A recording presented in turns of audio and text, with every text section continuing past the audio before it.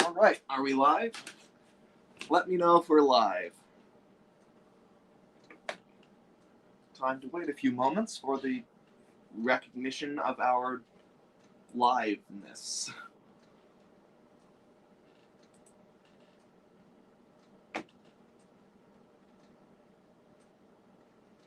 Oh, well, I see myself on screen, so I'm certain we're live now. Ah, I am live, people are saying. All right, very good. Very good. So, hello, everybody. I'm just going to be working on my next TWR tug, who I'm going to make OJ. And I thought it'd be fun to do it on a live stream. So, that's basically all that this is. No big, fancy 7-hour-long tutorial. Probably not a very long stream either, by my standards. It's probably going to be like 2 hours long, which is kind of a long stream, but compared to what I've done in the past, it'll be kind of short. But, you know, it'll give us some time. So I'm going to take the link to the stream, and I'm going to put it in the chat just from the get-go, because really I want to talk to people today. I think that'd be fun. All right. All right, so if people want to pop into StreamYard, then you are welcome to. You know, obviously there's a limit as to how many people can be in StreamYard at the same time. There's an even lower limit as to how many people can be on StreamYard without it being very crowded and insufferable. So I'll try to be reasonable here, but yeah, I'll probably bring in 2 or 3 people. Why not? I see Cheeky Blue E2. I see Eddie. I see Creative Master 5. A lot of people hopping in right away. The Scottish Twins is there. Let's see. All right, already a lot of people. Lots of folks. Steam 3456.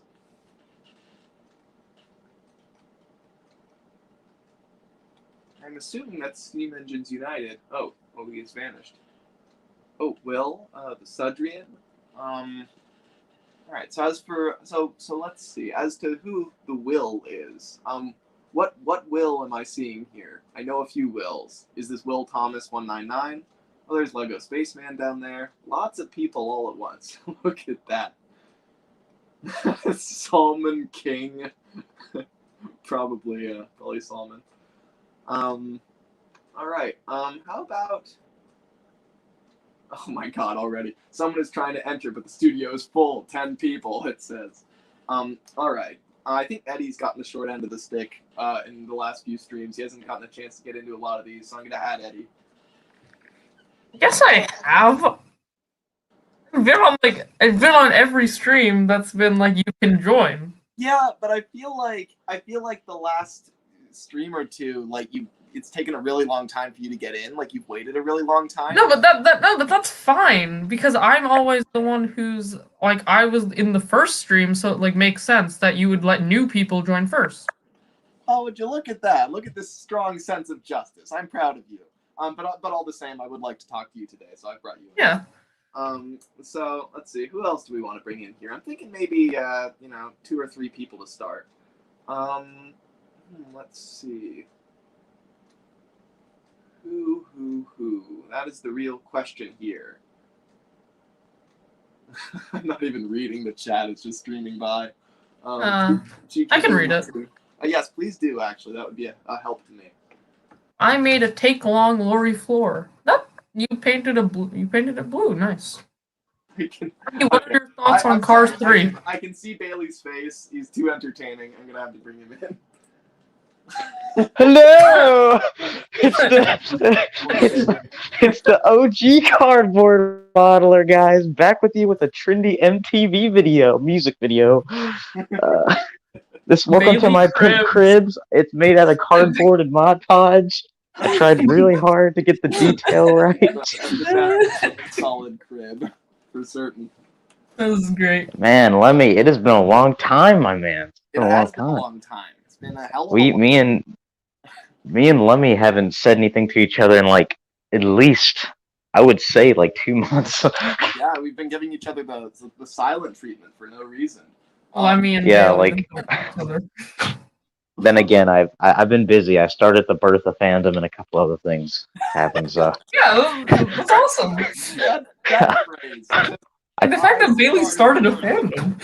It's like you just If you slammed don't- down your staff, and then the whole world just Bertha magic just spewed all over everything. Exactly. It's true. It's true. Like if you ask Eddie, like he witnessed the events. All I had to do was incorporate Bertha with Thomas, and that's what got the ball Yeah, rolling. exactly. No, I'm interested in Bertha. Bailey, this is all your fault. Look, man, the Bertha community is growing. We are powerful. We're an empire. There's so many people here that I want to bring in. Oh, but I see Wangan Driver. For one thing, I would love to know how to finally properly pronounce his name. But for another thing, he was saying a lot in the tutorial streams, and I would like to get to talk to him. So I'm gonna bring him in. Hello, Wangan Driver. Please tell me how to pronounce Hello. your name. How do I say it? Give me some pointers. Well, to be fair, there's multiple ways of pronouncing it. People pronounce it Wangan like you do, but it's pronounced Wangan. So you weren't far off. Wangan Driver. Wangan Driver. Wangan Driver? Yeah, Does that Wangan, work? Wangan. Many people pronounce it different. I was gonna call myself okay. Jay. I was just gonna say Jay because that's my real name. All right. But if I put Jay, I thought you would have been like, "Who the hell's Jay?" So I thought he knows me by Wangan Driver. Yeah, that's smart. Some random. Yeah. And then in future streams, I'll be able to just if you call yourself Jay, I'll know what that means. much. So Yeah. Lemmy, I'm sorry if I'm not talking very much. I'm typing some college work because I go to college, as you know, and That's fine. it is a high schooler going to college is actually painful. I don't even know how to compute that. It's incredibly cringe. Bailey, we I'll somewhat do believe this. in you. We somewhat believe that you can do this. We fully can always believe you he do this, can Bailey. We have the he can utmost always turn the confidence. goods out. He can always I turn the can goods out. Always turn the goods out. Okay, I'm sorry. I just had to I can put my imagine- Bertha plug there. I'm sorry. I can only imagine the pain of going from high school to college because I'm British, so it's nothing like that. It's like secondary than uni or college and all that. So, and That's college so here is interesting. a Well, lot different than college in The thing is, I always have to adjust The to pain- that when I hear like the British version of schooling. It's like all the names are different, but like it is ridiculous. It is honestly ridiculous. Like there's like The- middle, primary. When I'm explaining to my American friends, they're like, "Do you mean college?" No. I mean secondary, like this, that, yada yada. And like, so it's kind of like no. And I had to explain to them, and they still don't get it. I'm like, oh my god, this is painful. it's hard for me to Sure, it explain to involves my friends. constant It's hard for me to explain to my friends my situation because I go to a college early school, so I'm gonna get my degree in 3 more years, and I'm only 15. And every time I tell someone that, they're like, "No, you're bogus. You're lying. You capping, damn." Like, I'm like, yeah, I super I boy go. genius over here. I see how it is, Bailey. You're gonna. I'm not a genius. Look, only a genius would have a '79 VW van. Okay, let's be real. No, don't Yeah, tell like a Eric I modern told you man. that. He'd kill me. Don't tell Eric I told you that. He'd kill me.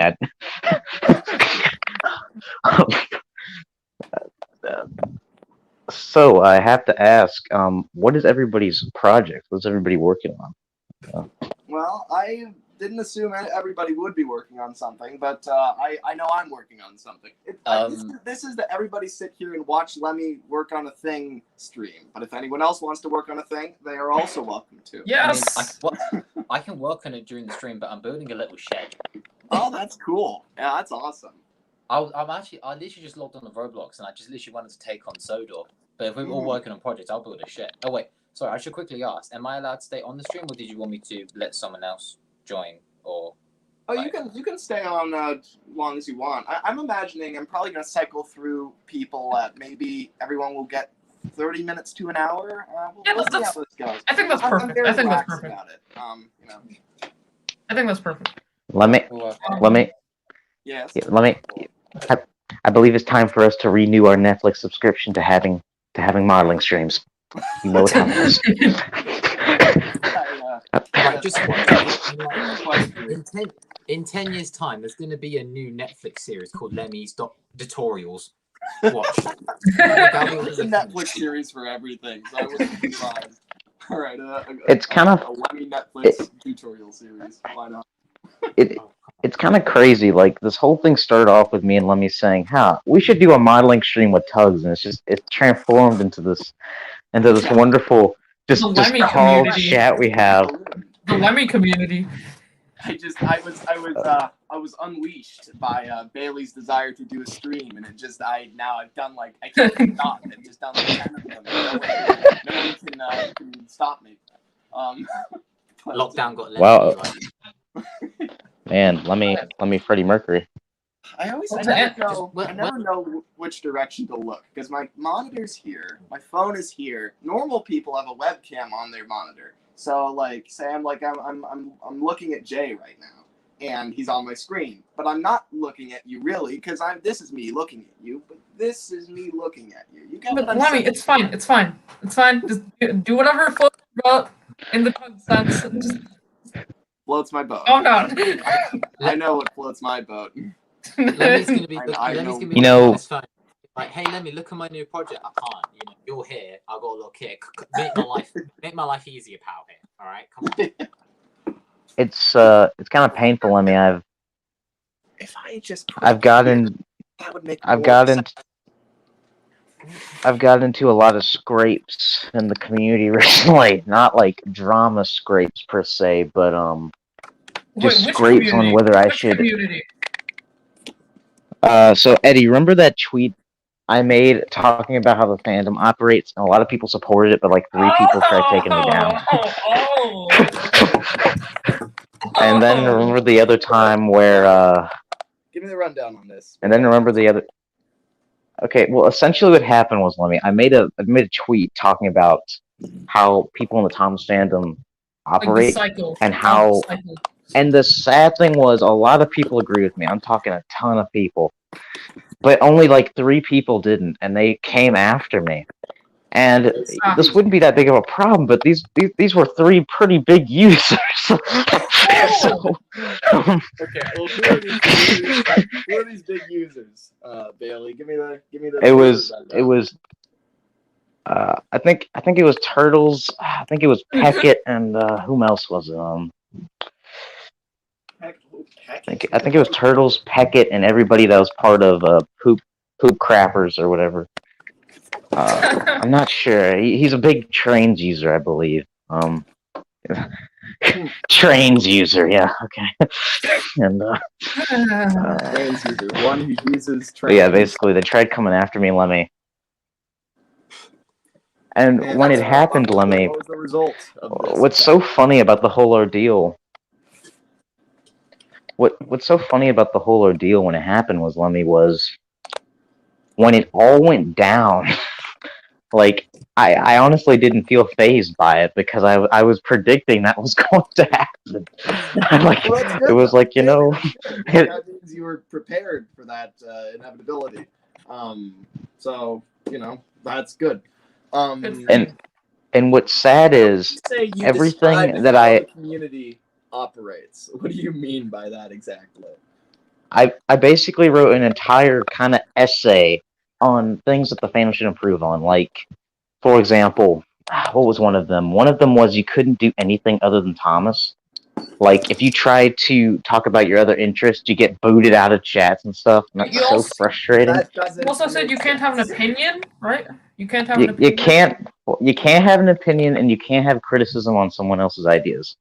You can't build onto someone's ideas. You can only support their idea. And if you even say one thing like, I think it should be this way, then everybody comes after you at like 1,000,000 miles an hour on a semi-freeway, okay? And I'm sorry. What was it's that? just Opinion? Absolutely not. Get out of my sight.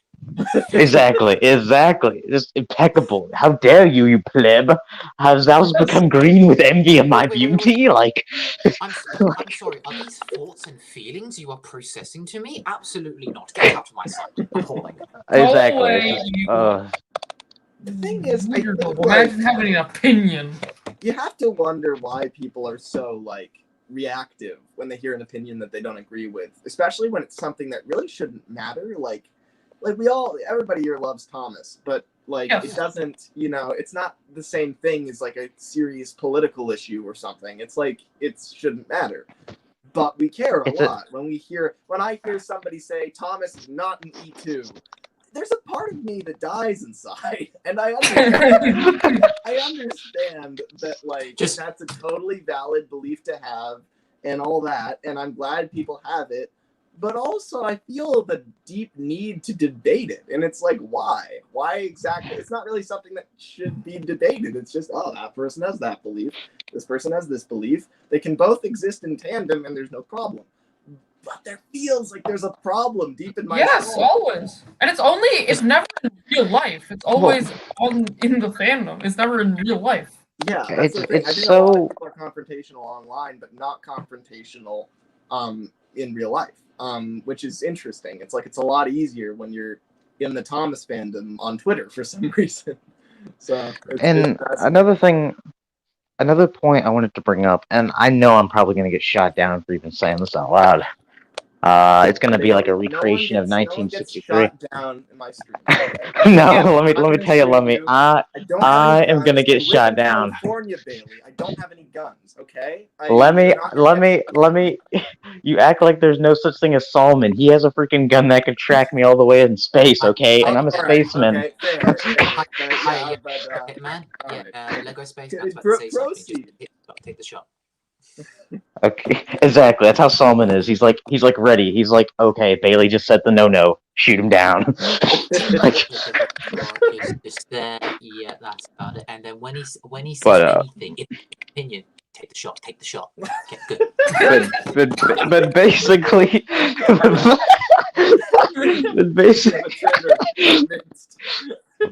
but basically, I'm so tired and I am so frustrated with these people that say shows like the PJs or the Boondocks or characters like Izzy Gomez or Panjit from Bertha are racist. And look, okay, this would be fine, right? But the people that are calling these shots are not even the people of the race they're trying to represent. Like, for example, me as a black man, I think the Boondocks is freaking hilarious. I think the PJs is hilarious because it's true. That's how it is in the hood. It's speaking facts. I mean, it's just telling the truth. We can't. It's interesting. I mean, I think people are. That's another thing is people are really willing to take up causes that they themselves aren't even directly affected by, and I think it's a good feeling for a lot of people to like to uphold something that doesn't even necessarily affect them. And it's like. I have to agree with Boondocks and stuff, but Tugs I am a little iffy on. Like Izzy's not a good.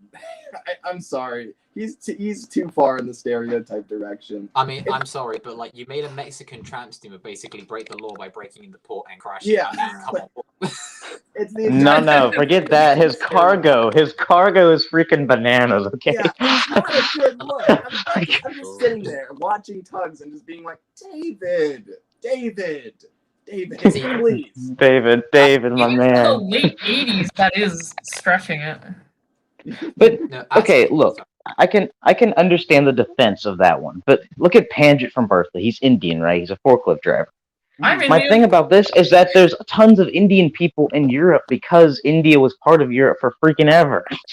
I mean, take someone who lives in the UK. Like every shopkeeper is an Indian man. I'm sorry, but all the delivery drivers are Indian. It's the same here for the States, but yeah. If it's like something that is provably true, then it's not like I think showing that that's the case isn't a problem. It's so much like how you portray it, right? Like the problem with Izzy is that everyone rolls their eyes at him and they all think he's lazy and they all think he's sleepy. There's like all these negative traits associated with him. Yeah. But I think like if you accurately show that there is a trend of certain nationalities of person ending up in certain places in Britain, say, then that may be an uncomfortable truth to kind of confront, but at the same time, if you're not actively trying to make it look like a bad thing and make it look like it's innate within those people, then I think that it's more okay. Whereas, like, the problem with Izzy, of course, is that he's not a villain by any stretch, but he's kind of a clown. He's somebody we're supposed to be laughing at. If we had like a few other you know, if we had a few other, you know, Hispanic characters in Tugs that weren't Izzy, right? Then, and they were just perfectly normal, not breaking the law, Star Tugs, Zed Stacks, whatever, it wouldn't be an issue. It would just be Izzy being Izzy. But the problem is, it's like Izzy's the only representation for that entire field of humanity, and that's kind of the problem. So, yeah, I mean, that's I understand what David Newton was And going what I love for, but about Tugs is that you got all these American Tugs and everything, Johnny Cuba, Star Tugs, Zed Stacks, and there's just that one Mexican one. yeah. That one Latino just vibing in the corner. Anyone ever think? Trump Anyone is ever just there think- watching Tugs like, yes. And it's like, you ever think about, you watch Tugs and think about the fact that, like, all the characters are white, like, all of them. I understand their boats, right? And I understand that, like, their skin tone is slightly ambiguous, but not really. Look at Thomas. The engines are very gray in Thomas. Then you look at Tugs, there's, like, a lot of pigment in the Tugs skin. So, like, they're all the exact same shade. It's just a little weird. It's like, are there black Tugs, and where are they? And it's the 20s, and like I'm just a little It is the 20s. Like, you have to As- remember that. As a Tennessean hillbilly, I have to say Billy Sheepak is a good representation of us. It's so true. Like, I mean, everybody's like, oh yeah, Bailey's a hillbilly. Oh, in fact, I got to take something pretty crazy. I found out a couple weeks ago that I'm actually a product of incest. My great grandparents were cousins. So, Okay. I don't know. I think a lot of people are, though. I think if you go Sweet that far. home Alabama.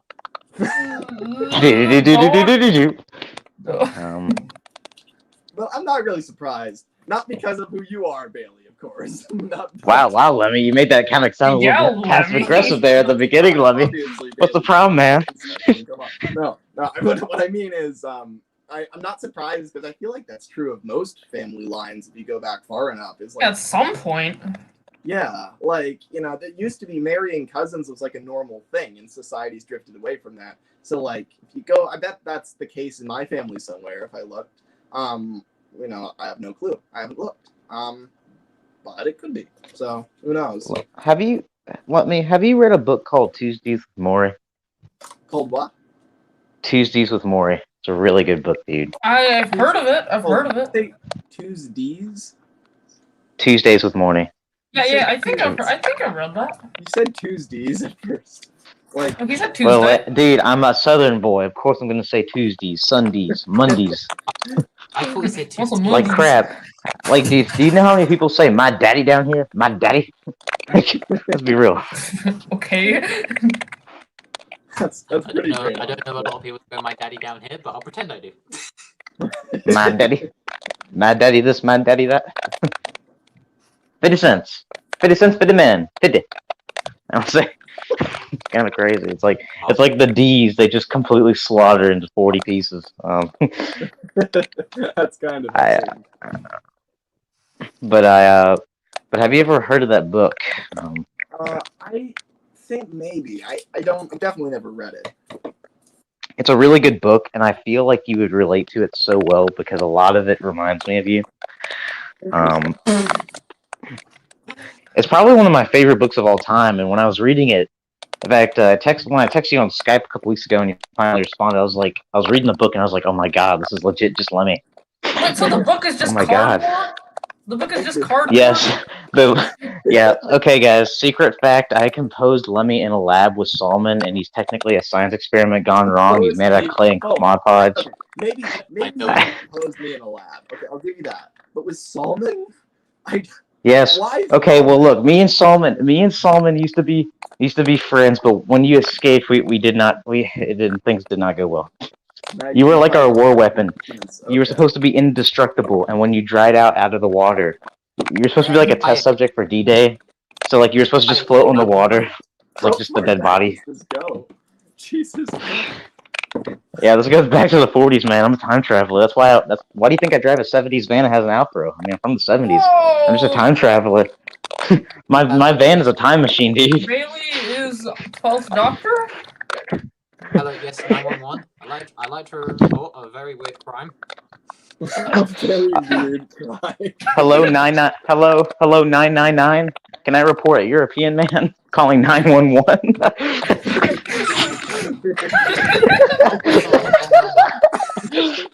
Wrong number. Imagine like calling like 999 or 911. You're just like, oh sorry, wrong number. I was meant to call Domino's. Wrong number. Dude, why are you holding up their lines? No, just hold on. Hello, That's- 999. What's that's your not address? good. Oh, 999. Oh no, I want the ambulance service, not 999. Thank you.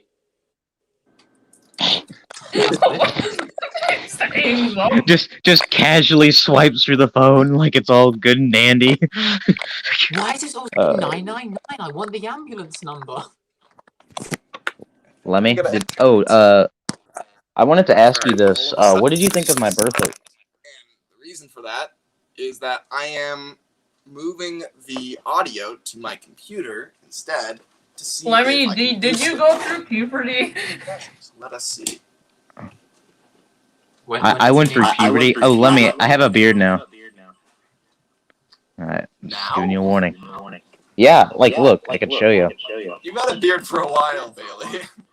No, but I have like a Okay, I guess that is connecting genuine mustache now. beard. It's more of a beard. Yeah, like now, like Go yours ahead, is go more ahead. like a shaggy goatee. Like, wow, that is so. I love that. Is that like the? Is that Lily Let me turn Lighthouse's off the audio foghorn? Like, on YouTube. Turn off the YouTube audio. like that audio is just atrocious. Let me turn off the Let me audio turn from off the YouTube. Turn off audio. Oh my goodness, man. Lemmy's ear rape audio. Hey, turn off the Golly. volume on YouTube and then Lemmy, my man. Oh goodness, man. It's kind of loud. can't hear you. Does everyone hear me now?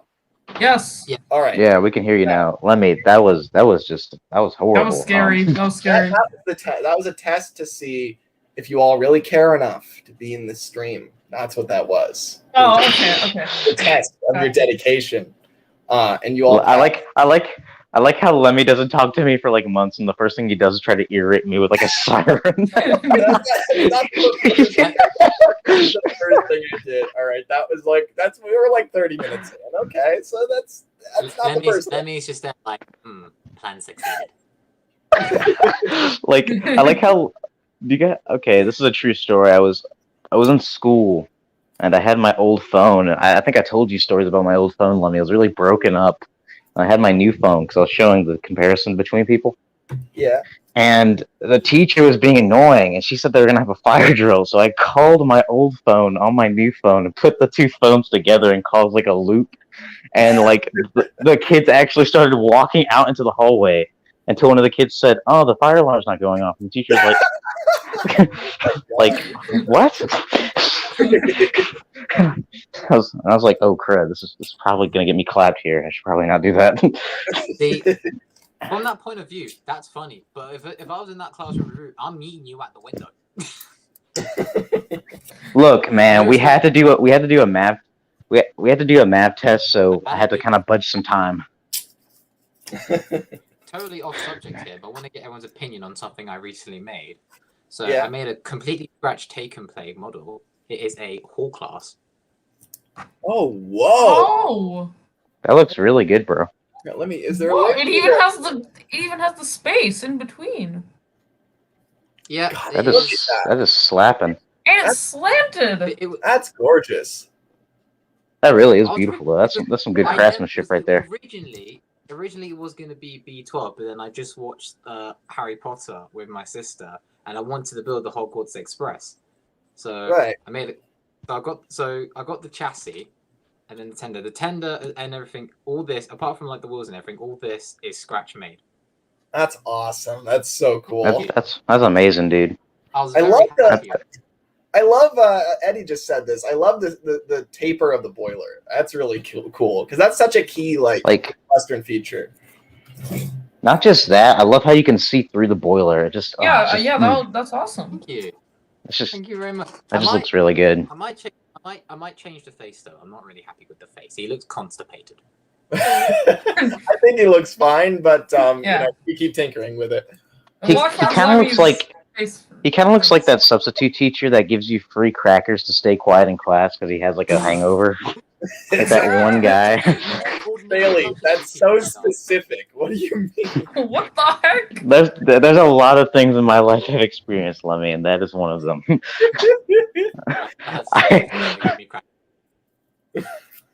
Okay, guys, the context for the story.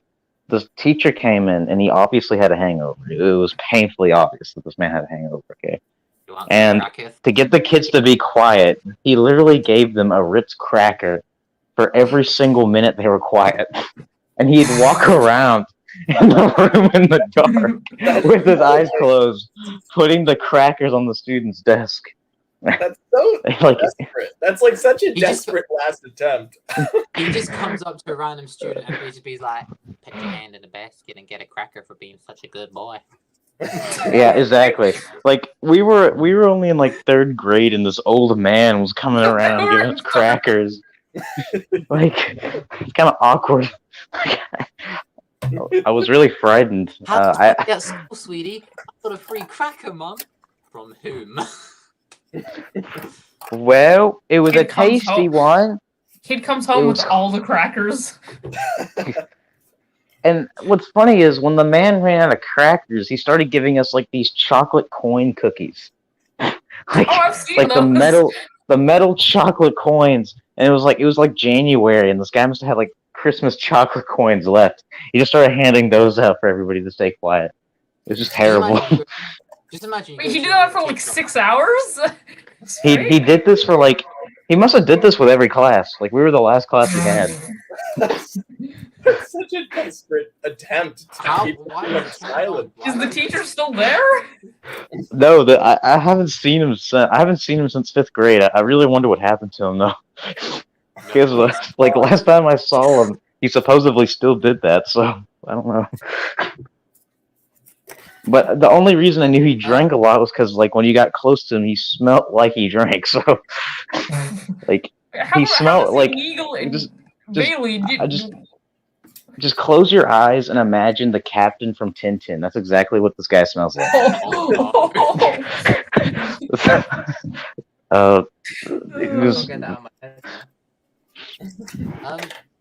Quick question: does anyone here know Ivor the Engine? Yes. No, but I know Ivor Wood at Woodland Animations and Grand Bertha, Charlie Chalk, and Postman Pat, my fiance anime waifus. But I know, like I've heard Ivor praised for years and years and years, but I've never actually seen an episode. I've watched an episode and it's really cute. It's really cute. Well, I know this. Oh, I made a taken by Ivor the Engine. wow! Look at that. That's awesome. It's actually out of a mini chassis. Who's chassis? I didn't even register that. I wasn't sure what it was made of. That's awesome. I think I used the James mini chassis. I think this is Rosie's Take and Play wheels because I just wanted Ivor, and I tried making him in the same scale as my Take Along Stepney because Stepney's actually quite small, and obviously Ivor is also small. I was just watching it. I was just watching it, and I was like, I want to make that. That's a good like template too. That's what I always do is like when I'm trying to figure out how to make something in a given style, I tend to like find some sort of reference point. Like when I was making Top Hat, like I gave him like a totally different like shape and stuff, but there was some cues I have not seen that Top Hat. Let me show it in full screen. Oh, that's Eddie. Never mind. Showing me. Hi guys. Man, Eddie. I'm awesome. Man, that Top Hat model, man, Lemmy was just fabulous, man. Impeccable. Wonderful. So here he is. Oh, does the head? Does the head bob? Does the head bob? It does. It goes up and down like this. Hello, Takara Top Hat. Oh, you Can come you to listen? there, Okay, Eddie and Frank. I need them. No. Frank and Eddie. Don't put Eddie first. That's Dude, not- I know. Exactly. I was thinking the same thing. I was like, does Why? anybody What's say it like that? wrong? Frank and It's Eddie. it's like putting Bert and Airy. It's like saying Bert and Airy, dude. Okay. Wait. Big, whoa. Big question, guys. So, what order do you say Splodge's names in? Splatter and Dodge. Jay. Splodge. Okay. All right. But I want break the tie. Lummy, you say a Dodge and Splatter? You saying Dodge and what is That wrong is with so you? weird, Lemmy. I say Dodge and Splatter. I always have. I always will. Lemmy, that's not right. That hurts me. Please That- stop. I am. Deep down in my soul, that's who I am. Dodge and Splatter. I don't know. It's kind of like Annie and Clarabelle, right? The longer name goes second. Like Frank and What? Eddie. Annie and Clarabelle. Dodge and What? What is this logic? Oh my god. it just feels Oh my right. God. I don't know. That's how I am. Anyone ever goes Clarabelle and Annie, that's it. My fumes are gonna go. If Annie, Your respect for them goes out the window. Douglas and Donald? Douglas and Donald? No. Donald is Donald- not- Oh, that is horrible. That is Van and Donald Bill. and Donald is Douglas. the big- Ben and Bill? Bill and Oh, I Ben. hate that. It's Bill Okay, and Ben. what else? What else is there? Pip and Emma. And they don't, no one cares about them. What do you mean no one cares? I care about they replaced Gordon, okay? If they replaced No one Gordon, cares about, like... Dude, Lemmy, they are literally just freaking GWR streamline garbage. In fact, why didn't anybody do anything with Duck and Pip and Emma? Because they are part of the same railway company. Whoa, Bailey! What do you mean like lesbian streamlined garbage? They weren't painted in that look until like very recently. And even Dude, I know. I hate the paint scheme they gave him now. It looks horrible. you don't like the. It's awesome. It's the legacy. I don't of the like it. I don't coming like it. back to I don't life. like it. That's amazing. Come on. No, I'm talking about the red and yellow ones, like the red, yellow, and white ones. Oh, That I think I agree. those ones are horrible. Oh, I hate those. Oh. Yeah, I have to agree with that. They're not. I like the GWR ones though. Those look Yeah, really good. Grey Mustard ones are beautiful. And I like what Pip and Emma are illustrated in too. That blue and yellow combination is really slick. So those are nice. I agree with that. What Quite about Lemmy says that like he's a paint jobber. Like, yeah, that paint scheme looks really sick. I think I could get a good deal on this. He's like one of those salvage dog hunters that you see on like History Channel. Like, man, look at that crisp paint. That looks like a good deal on this. I wonder what I could offer him. So how much you want for this? I'll take 1,000. Nah, I can't do 1,000. I gotta make profit. Like it's like one of those shows. But but I remember what I was gonna say is so I looked at Bulstrode, right? And I took note of certain things. Like I wasn't gonna make him like technically I would think if Wooden Railway made like a top hat, they'd probably make it a lot smaller. They'd make it like Bulstrode. But like I didn't want to totally compromise the look, but I did want to take some cues. So like say how thick the sides of the hull are. I thought that's something I want to incorporate. So I made it a lot thicker.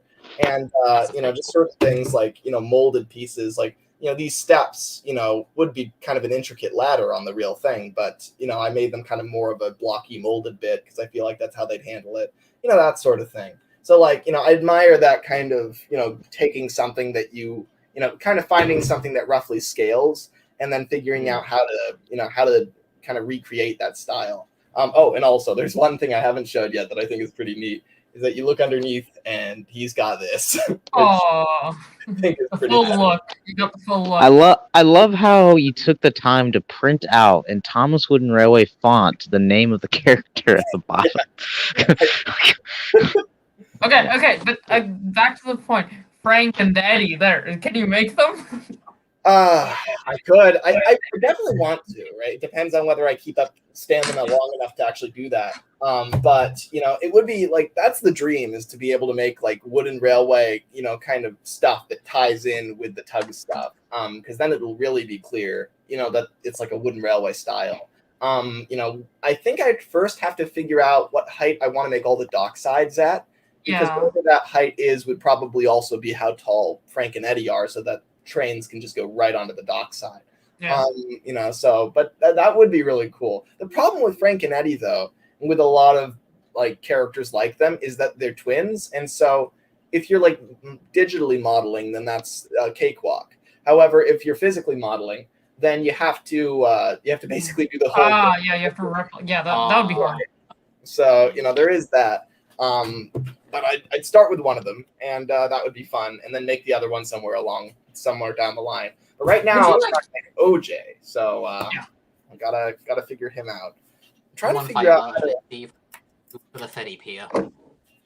Sorry, what did you say, Jay? Why. I just quoted OJ saying, "Come on, Fireball, let's see if I can get you to the Fetty Pier." I don't know why. That's my favorite quote of OJ's. I love OJ's voice, and I love just the way that his lines are just really good. Like, it's calming. He's really an old guy. Yeah, and he's also he's only 6 years old by 1920, according to his basis, which I'd like to just ignore if that's okay with everyone here. When would he have been built? Like in realistic? Like no. No, I'm not. I don't want to ignore that. That hurts my feelings. I'm putting you on Twitter. Don't play with me. Okay. That hurts my feelings, and my friends are gonna come attack you, Lemmy. They'll find you.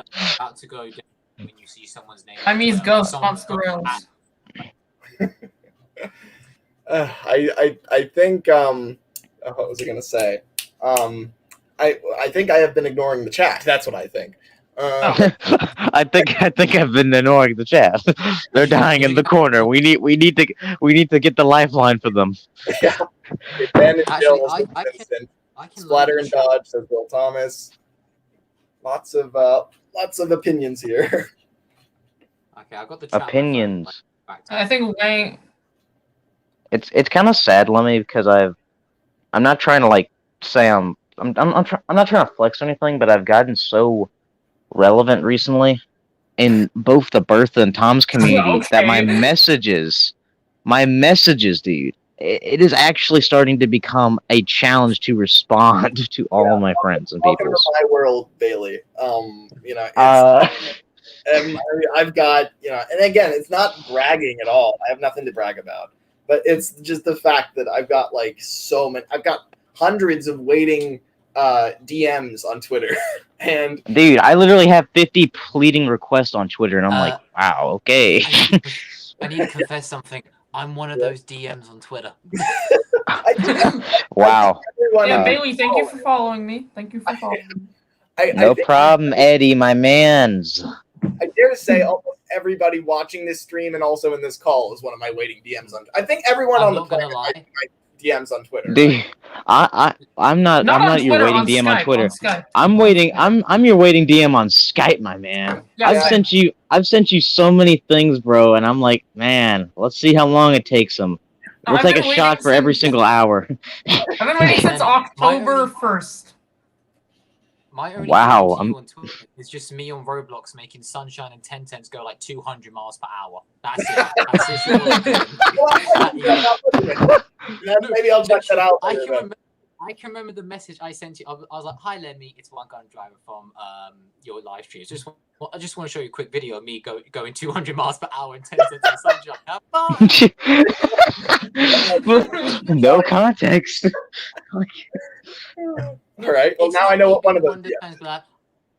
It's not just me going like, "Oh, I love your content," and you're so. It's just me going, "Hey, here's 10 cents of Sunshine going 200 miles per hour. Enjoy." How many of the DMs are people confessing their love to Lemmy? Yeah. I don't. Maybe like two of them. I don't know. This goes back to me and Lemmy's stream we did a while ago. We did a tug stream a while ago, Lemmy. One of our iconic tug streams. I remember streams together, Bailey. I know. I've forgotten we've done like 3 streams together. It's kind of slipped my mind. I shouldn't have remembered otherwise. Had you not reminded me, so thank you. But as I was saying, I brought up how people kind of simp for big users, as I like to say. and how Yeah, it we kind of talked- makes we people talked- uncomfortable. Right. But right. I know I have a lot of stories of me and Lemmy streams. A lot of after and before stories with a lot of them. Especially with the mornings, like we used to get up real early. I used to spam Lemmy, and Lemmy was like, "What's going on?" I'm getting up, Bailey. What the? And I'm like, "Dude, we had to do the stream. We're like 3 hours late." And he's like, "Oh crap! Hold on, let me take a shower and eat." And by the time we started, it was like 12 in the afternoon. Oh yeah, I remember. And then, like, by the time Lemmy got ready, my breakfast was so cold. Like, I had to put it in the microwave. I remember the taste of that breakfast that I ate, and it was also cold. And It was so cold. coffee got cold, and it was so hard. I bit into it. It was like a brick, but I had to eat it still. So that's how ours start. I It- was it so wa- late it that was just- Cheerios in my cereal bowl went from O to U's. They just went in half. It was just so terrible. I remember Lemmy did another stream at like, this wasn't me and him. This wasn't one of me and his iconic streams. It was just a random This was stream. the He was doing it 3 like, a.m. one? Was this the 3 a.m. yes, it was the 3 a.m. one, and I woke up because Lemmy's freaking stream spammed my YouTube notifications like 5 times. And I was like, what the frick are you talking about? Because I have Lemmy on like speed dial. And I'm like, what? Who? This must be a mistake. And I clicked on it. I see Lemmy, 4 o'clock in the morning streaming. Okay, and I'm like, what the frick is going on? That's a blast because I was just curious that the reason I named it we'll see if anyone watches this was just because like that I was curious. I wanted to see like what reaction I would get because it's just something you don't do. People just don't do that. They don't start a stream in the middle of the night. They can't, but I could, so I did, and it was insane, and it was a spectacle, and I do like. Didn't it last like 14 hours or something? Yeah. And it only saved at 12 hours, so I lost the first 2 hours because YouTube couldn't handle my stream. And I beat it. I beat the Lemmy challenge. Lemmy's like that. Lemmy, He's like the Thanos, Lemmy's like, beard fine, and his I'll do it. cardboard. Driver, you can say what you were saying. I'm sorry to interrupt you, my man. So I was saying, I actually haven't seen the movie, but I've seen this clip. It's like the scene from like Avengers movie where Thanos is getting the Infinity Gauntlet, and he's like, "Fine, I'll do it myself." That's Lemmy with live streams. You know, people making like 5 hours. He's hitting like 40 hours, doing a cardboard box. Like, Fine, At the I'll do it at the myself. end of me and Lemmy's private streams, Lemmy, I think I told you this, but I was sweating so hot because it was so hot when we were doing the streams in the summertime in my room. Because remember the tree just fell down outside my house and it was like roasting, Oh yeah. and I was like, dude, my pants are like sticking to the cardboard. It is just it was, and what made it worse is the Mod Podge. Like my stuff actually started melting apart. I told you this. I had to put it in the freezer to save it. It was terrible. Awful. It's like that's I'm so lucky to be in California where that doesn't happen. You know, it's just the temperature is just perfectly reasonable all the time. There's no extreme heat, and there's definitely no extreme cold. You know, or perhaps I just don't It's count mine. extreme heat. Just Yeah, Lego, but it's Lego Spaceman when he just got like a piece of cardboard stuck to his sweaty pants. Like, well, there's a different meaning to having wood. Oh! What's sad is that I'm not even gonna lie, for a forethought of a second, I actually thought that, and I was like, is this wow. All right. Wood? All right. Wood? I What do you hate mean to wood? cut this gold short, but I feel like I need to bring in some more people to be fair. We've been going Sure, my man. Come on, I'm bringing some more folks. I'm gonna take the sacrifice. All right. So Okay. I'm gonna have to sacrifice. Okay, let me before you sacrifice me, you gotta make me a promise. All right. What's the promise? You owe me a call on Skype and you owe me a stream next week because I'm on my spring break. Next what you owe me. week. All right. Yep. I'm gonna do something I never do. I promise you both a private call and I promise you a stream next week. I promise you. What? Both. So there. Okay, good. You That's got good, Lemmy. And if you don't listen to me, let's just say you'll be lemonade. Don't try me. Okay. All Whoa. right. I'll keep that in mind. All right. So everybody here. All right. So I'm gonna get rid of Bailey. It's been a blast, Bailey. So Okay, glad you're on thanks, here. Bailey. From stream, he's gone. All right. He's vanished from existence. He doesn't exist anymore. He's a non-person. Okay. No one ever Okay. talks about him again. He- All right. Who's Bailey? Who's Bailey? Exactly. All right. Who's What Bailey? about? Yeah. Precisely. Okay. So anyway. Are you crazy? Um, Are you talking to yourself again? Yeah, sure. Talking to myself. That's it. There's no Bailey to be talked to. Anyway, so I'm gonna have to remove you two as well, unfortunately, because I want to keep this rolling and I want to Oh, bring. I'd like to ask one thing. I'd like to ask, are you gonna be on Dustin's stream this Wednesday? Probably. Yeah, I've been tending to join those. So I would guess yes. Yeah, okay. I'll see you then. Yes, I'll see you then, Eddie. It's been a blast. Thanks, Lemmy. Bye, driver. See ya. It was very Look nice at meeting you, that. Lemmy. He got rid of himself on his own. That's a very brave move. And it's been a blast, Jay. It's been great. Honestly, because it is honestly very nice to finally not just like chat to you on YouTube, but actually talk to you as well. It's very nice. It's much And better hope to talk face to to you- face. Yeah, and now you can pronounce my name. yeah, that too. Wangan driver. Wangan or Wangan, honestly. Wangan. It's a If there's Japanese any way I name, can pronounce it. I'm just gonna say Wangan driver in future. That's the one that so rolls off hopefully the tongue. hopefully we can talk again in the future, whether it's on live streams or just privately or anything. Yeah, totally. At some point, I'd love to do that. Again. Yeah, this has been a great conversation. Honestly. Talk to you sooner or later. All right, take care then. Take care. Bye. All right, so that's who have we got in our reserves of people who are willing to give their lives for the stream. That's not really true. Let's see. How about let's bring in Will Thomas. Hello, Will. Can you hear me?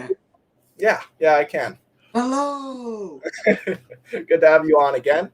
And It's been a while. other folks too. I think I'm going to bring on the Sudrian and Useful Engine later together because they know each other. Yeah. And perhaps Dougie along with them. We shall see. I think I'll also bring on. How about Cheeky Blue E2? We've been waiting a while. Hello, Hello. Cheeky Blue E2. How are you doing today? I'm doing well. Very good. Very Can I show good. some customs I made? Yeah, sure. Go ahead. So, I updated my Rebecca Oh, nice. to this. I like all those details. That's I pretty good. decided to do black for a roof because it's more accurate to her basis's design. Yeah, Decided to I like add that. 2 little head coats, one here, one there. Mhm. I'll probably try and sand off the lamp right here. Added some buffers. Mhm. Very And tried good. to sand off the residue of the chopped off buffers from the tender. Yeah. I don't know why they put buffers. It's a waste of plastic. Why do they put buffers on the front of tenders? It just doesn't make sense. So that's Yeah. why Emily's Trackmaster Revolution model had a molded wheel. Trackmaster Revolution. I never hear anyone use that term anymore. See, that's what they pitched it as. Back when Trackmaster 2 first came out, Trackmaster Revolution, that was the word on everybody's lips, and now nobody calls it that. Why not? We got to bring that back. I appreciate you using that term. And people Yeah. might not like this one, but I updated my knee a bit. I like it. I mean, I like the white running board. I like all the detail here. Just like it's got all the things. If Mia was made 20 years ago, they would have added all these details. But Yeah. modern models just don't have this stuff. And It's a good one of the most custom. difficult customs I've ever made, a Class 08 shunter. That's got a lot of detail on it. That's a lot of work. Now let me see the face a little bit. Oh, I like the yellow side rods as well. Can I see the face on that? Not my best Yeah, work. that's cool. No, I like it. No, I mean I like that it looks distinct. Like it doesn't. I It used doesn't look one like any end of a little. character. I used one end of a little paintbrush and stuck it where Diesel's original eyes were. And Yeah, that's how I made it. And now one of the biggest customs ever made, a tugboat. that's huge. Jesus, I love that. Yeah, Stuff that I used to make. That's great. Steph, Yeah, I'll Right. probably try and add a new headlamp onto it. Mhm. I Yeah. like the scale too. The bigger you make a model, just I think the cooler it gets. You know, Oh. it's just like it's so neat. I've honestly, I've been so inspired by your customs limit. I'm thinking of making my own wooden railway scale tugs customs. That's cool to hear. I might. I think I So, might. That would Louis, be I have a awesome to see question. from you, Will. I'm very tempted because I've been working on some stuff which I can't show now because they're work in progress. But Right. they all will be revealed soon. Oh, that's very mysterious. I like it. I am working on scripts at the moment now for something. So Mhm. Awesome. yes, which So, I Louis, I have a question. could sorry, yes, go ahead, Chicky Blue. So when you finish your OJ, can I use it Yeah. for my breakfast? Can I use it for my breakfast? I don't. Well, you're gonna use the funnel as a straw. I don't think that would be healthy. That's what I'm gonna say. I'm gonna leave it there. It's not a. Just At least I'll have a new pair of glasses. True. I'm probably gonna make the glasses separate. I'm gonna just set them right on the face. It's like what I did with Top Hat, where I made the monocles separate. I don't think Wooden Railway would do that, but I couldn't help it. I love just look at how when you turn it, it like reflects. That's so satisfying. Like I It's just really- love that. how did you do the bobbing head movement? That's something I've been wondering. So basically, the head like separates into. So you've got this peg here, which is just a paper clip, and then you've got a hole in the bottom of this, and then the head just slots into this piece right here. So you know it basically. Oh, you see, the hole is so tiny you can't even see it. You would just think Yeah. it's just like it's just like a little magnet hidden in it. Yeah, exactly. I like that. I really do. Thanks. And the tricky part was getting it to actually move, you know, up and down effectively when it's on this thing. What I did was I actually put a hole in the bottom of this, but also there's like a plate inside of here around the midway point, so that basically when you slot this onto the paper clip, it threads through not just the bottom, but like all the way through the head. So that way it keeps it kind of on a straight path, so that it doesn't just up and down. So that way, you know, it can really only go directly up and down. You know, so that was the tricky part, and I got that working, so I'm pleased with that. Yeah, no, that is really good. I really like it. Yeah, thank you. Yeah, I was really like I get so much more excited about a model after I do the face. Like, you know, I was working on Top Hat, and I was like, okay, this is cool and all, but then I made the face and slotted it on, and I'm like, that's really cool. And the face too, you know, can be removed and swapped out with other expressions. I kind of imagine like if Wooden Railway made this, then this face would be like plastic, Yeah. and then you know I'd make a thing to slot over it. So I just kind of skipped the the plastic face part because I'm never going to use that anyway. Right. And it's just like a half cylinder that basically just slots Oh. right over there. That's nice. Yeah. Thanks. I think what if I do this, I'd probably model the faces with clay. I'd say probably. That would be cool to see. I thought about doing that, but I kind of make everything with the idea in mind that I want to film it at some point. Like I would love to make like once I have Top Hat and OJ, if I could maybe like make some sort of short, Tugs short with those two characters. Yeah. It would be really great to like have interchangeable facial expressions, and I just project ahead and think I do not want to have to mold that many faces out of clay. Like it'll take forever. Yeah, that's true. So that's how I think. But it's also there's upsides to it too. Like it's really cool to have a molded face. It really kind of ups the model to the next level. So Yeah. that would be neat to see for sure. When I do it, if I do it, I'll probably make Zebedee first because he's my favorite tug. Oh, is he? I didn't know that. Yeah, High Winds is my favorite episode of Tugs because oh my god, I could go on for hours about. It is amazing. It's interesting that like because High Winds is hands down one of the best episodes of Tugs. I have to agree with that. Yeah. And I think it's interesting because that was written suddenly by Chris Tullich as like a replacement for another episode that they didn't have the resources to film. which is why the whole filming schedule of Tugs is so weird and mishmash. It's because they had to take things and then move them up in the production chain, and it was this whole mess. And so High Winds, we almost didn't get it. Like, it was literally just they realized, we can't film the original episode. We need a replacement. And then David was just like, hey, Chris, go write a new one fast. And so he did, right? And it's a masterpiece. Like, imagine how different Zebedee as a character would be if that hadn't happened. Like, we are so lucky. Yeah, I mean, Zebedee would be like Zach, because Zach doesn't have a lot of character. Let's be honest, really. Yeah, and I think that's kind of the point too. I think he's dull. I think he's like kind of just just kind of this big dumb jock character that's just kind of sitting there, all muscle but no, like he's just that's just who he is, I think.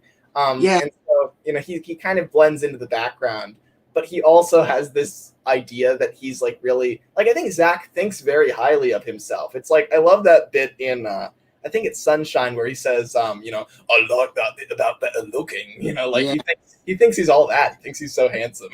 I feel like he's like a silent James. yeah, I could see that. That's an interesting expression, because it's like you would think those two terms contradict each other, but not really. Like, somebody could be like, very, not so much soft spoken, but like not really outwardly spoken, while still having a lot of narcissism. And I feel like Zach is kind of that way. And it's interesting. I mean, he is a lot like Zebedee, because like you look at like, imagine the scene I think of, because I just watched this, is in Pirate, where him and Zach, or Zebedee and Zach, are just kind of sitting back, right? And 10 Cents, comes over, to get their barge or whatever. And Zebedee's like, so you do know what to do with that, right? And, and 10 Cents, is just like, he's already pissed off, right? Because he's been framed for something he didn't do. But like, it's interesting that Zebedee and Zach play off of each other, where they're just like, like Zach's like, strange how ordinary people suddenly become criminal, eh, Zeb? It's the evil inside suddenly comes outside. Like, they're just like, they're at the same level in that scene, right? It's not like Zeb is more virtuous. He's not. They're both equally kind of bullies, And so he would have stayed that way the whole show, if not for High Winds, which showed how he's different from Zach, which, is really cool. I know, and I really, I didn't actually know that about High Winds, and I'm really glad you told me, because honestly, it's just. I was wondering if you knew that or not. I know there's like a lot of information that kind of is swirling around these days that didn't, like, I first got into Tugs in like 2007. It was ages ago. Back then we had wait for it, 4 behind the scenes pictures. We had 4, literally 4. I remember them. Maybe even not 4. Maybe even I'm gonna say it's 4. And now we have like hundreds. It's insane how much stuff has been revealed. It's a totally different world for a Tugs fan now. But one of the things that I found out all the way pretty far back, I want to say this is maybe 2012, 2013 or something, is that I read on Chris Tulich's, I guess his web page, like his kind of his where he, where as a freelance artist, you have a website, and that was his website. And he described that whole situation of how basically, what the actual wording was like, the depth of the tank was not suitable for the episode, the original one that was written. And so they had to, write a new one. And like, hearing that, right, I was just like, whoa, what were they going to do? What was the original going to be? Yeah. Because the tank is already 14 inches deep. And it's already like 25 feet by 45 feet. Whatever they were planning, immediately my mind went to like an ocean liner sinking or something, right? Yeah, like something huge. Vienna just sinks. Yeah, like something enormous. This is the part where I can't remember what's public and what's not, but I know I heard a lot from. So that the story ended there for a while. I was aware, based on that page, that High Winds was going to be, something different originally. And, then, I kept that with me for years, and I thought how cool that was, but I didn't realize that messed with the filming schedule. But then, who was it? I think it was MK the Instrumentalist. He did all this. Yeah. And he figured out the whole timeline. And he did make that public, and it's so cool what he figured out. Like, how there's some behind the scenes pictures where Blue Nose has like a black water line for some reason. Oh Have you seen yes, seen that. So- Yeah. the reason for that is, and I'm not sure if you've heard about this or not, but the reason for that, and this is what MK figured out, brilliant stuff here, is that that version of Blue Nose never actually got filmed. Basically, they made Blue Nose because he was meant to go first. His episode was meant to go first. They were going to do Munitions Oh, Regatta. I think I've heard about this. Didn't they repaint it into their Sea Rogue? Yeah, no, they did, and so they repainted him into Black Sea Rogue for Pirate, right, and filmed Pirate, and then after that they went and filmed Munitions and Regatta, and then they took Sea Rogue and painted him blue again and I think filmed a scene for Big Freeze or something that they never even ended up shooting. Which is nuts. That all of that was just MK on Twitter. That blew my mind. But what's crazy about this is that the reason they moved Pirate up is because they had to fill the slot of the original episode that was gonna go in High Winds' place.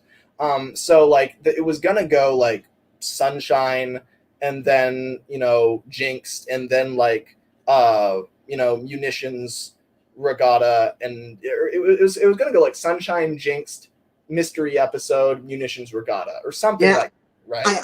I know Jinx was meant to be episode 2. I know that. Yeah, so it was a lot earlier, but then they had to shift everything around because all of a sudden, we can't film this third or fourth episode or whatever. We need something else in place, so they brought in Pirate, which is kind of what affected everything. So it's really interesting how this all panned out. You think you know everything about Tugs, but you just learn more and more and more. There's this endless wealth of information about the show that we are still uncovering. It's really cool. Oh yeah, I can just imagine. And I'm not going to get into the whole drama situation because around Tugs there's a lot of drama with. Yeah, I just go back to OJ's line where he's like, never thought when I was a young Tug. Oh yeah. Yeah. It's quite ironic, that line now. Yeah, because I just think back to 2007, and it wasn't like this, because the problem is all the idealistic 10-year-olds and teenagers who first discovered Tugs grew up and now are able to suddenly make everything political and are able to weaponize their knowledge of the show, because in this community, the gold standard is information about Thomas and Tugs. It is having props. It is having connections. That's better than cold hard cash in this community. Yeah. So you could be the best. You could be the best modeler in the community, but if you don't have some high up connections, then there's a chance that you may not get noticed. Yeah, and that's the thing. But even then, I feel like modeling, I've been granted a lot more power in this community than I really deserve, just based on the fact that I've made some really accurate replicas. I've been, I've been approached by people who I know would not have approached me had I not made what I'd made, and that is a weird feeling, right? It's like this community does there is a hierarchy of some sort. Yeah, there's definitely a hierarchy without, without getting too much into it. There's a hierarchy. Once you join the fandom, you kind of have to accept that. Yeah, I mean it's hard to avoid, and eventually, and I think it's just a matter of people being aware of that and also trying not to abuse that power. I'm conscious of that just going through my DMs. I see, I see people sending me something, and my first thought is should I really, my gut feeling, is if I get a DM from someone really, really well known, I'm probably going to go to that first before somebody who I don't know as well, which I actively kind of override, right? It's if I get a message from I don't know, Unlucky Tug or something, right? It's not like I'm a huge fan of his work. I mean, I it's great work, don't get me wrong, but I don't watch him too much. But there is a grandeur, right, about somebody who's so well-known messaging you, and you kind of want to respond to that right away. But it's also not really fair, because I've had much better conversations with you, Will, than I've ever had with these people that I've never met that just happen to be, known by, have more viewers than you and I have put together times 10, right? And Yeah. so, that's the feeling, but I try to kind of ignore that desire to go after the grandeur, because it's not really fair, and it doesn't really lead to truly, of course you can become big friends with somebody who is like a big user, and I have a lot of great friends that fall into that camp, but only if you become friends with them independent of them being a big user. Yeah. If you just chase it, then it's not a real friendship. So it's striking that balance. I was saying this a little bit in the chat earlier, but people treat big users like gods, and they're not. They're just normal people. Yeah. Who should be treated as such. Some customs want to say hi. Sorry? What did they do? So he wanted to say hi. I don't know why. Oh, that's cool. That's very good. And then he decided he wanted to say hi. That's awesome. Don't you just love the blue and red combination? That's Oh. like, it's you can't get away with red wheels all that often on And then British he wants to say railways, but hi. you can there. I That's like- well. That's awesome. good. Good old 87546. Yeah, that's cool. It's interesting that I wonder how Audrey felt about 98462 and 87546 in like the 50s versus in like the 80s. Because I bet near the end of the railway We series, you have probably too many read- blue characters, god dang it. There's only one red engine in the shed, said Audrey. there's that. So we have to kill two of them. Well, Audrey analyzed his decisions. Yes, 87546 and 98462. They'll do great. Here's the thing. Everyone thinks now, because of Thomas 182 Henry III's series, and it's great. I love it, but 87546 and 98462, they never actually existed. Technically. Yeah, so we had, just to set all the records straight, and I get what you're getting at here, Will, is basically the only way we know about 98462 and 87546 is, I think, by Thomas 1 Edward 2 Henry 3. Well, before that, it's by Audrey sending an explanation letter to kids who are asking, who are these two blue engines that you don't name in the Oh, three yeah. Said Audrey, said, yeah, he became very nervous, and he started sweating a lot, and then he decided, all right, they are 98462. Quick, Dolby, okay, Dolby. And Okay, Dolby, I know I will usually criticize. Okay, Dolby, I know I will usually criticize you at this time, but this time you need to write them out somehow. Just take them off an illustration and just make their final illustration and Thomas in the trucks. That'll do. Well, that's interesting, because I saw a theory on Twitter a while back. You know all those background engines you see in the first, like up until Henry the Green engine. yeah. Think about when that takes place. That book takes place right before World War II. It doesn't, though. I mean, it was published right before. I mean, here's the thing. Who said brake vans can't be tank engines? All right, this is a different topic, a very interesting topic, I must say. I love how you just shut the camera off right after that. You just showed us that, burned that image into our minds, and then just moved along like nothing had happened. Yes, people who are watching, absorb that brake van. Absorb the spiteful tank engine. Absorb it. Well, no, But, I do see what you mean, though. With the three railway engines being in 1923, and then Thomas the Tank Engine, James the Red Engine around 1925.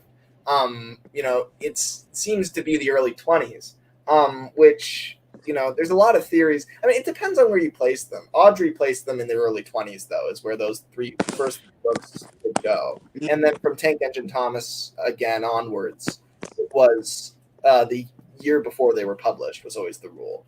So that was the difference. I feel like while 98462 and 87546 would be on the other railway, 87546 would just be at a harbor. He sees a goods train and he knows an engine's on the front of it, and he sees that the sea is in front of them. So he tries to biff them in the sea. He only just gets to the buffers because the How many engine put on his times? brakes, and the next thing you know, it shows the front. It was just Arthur with the goods train.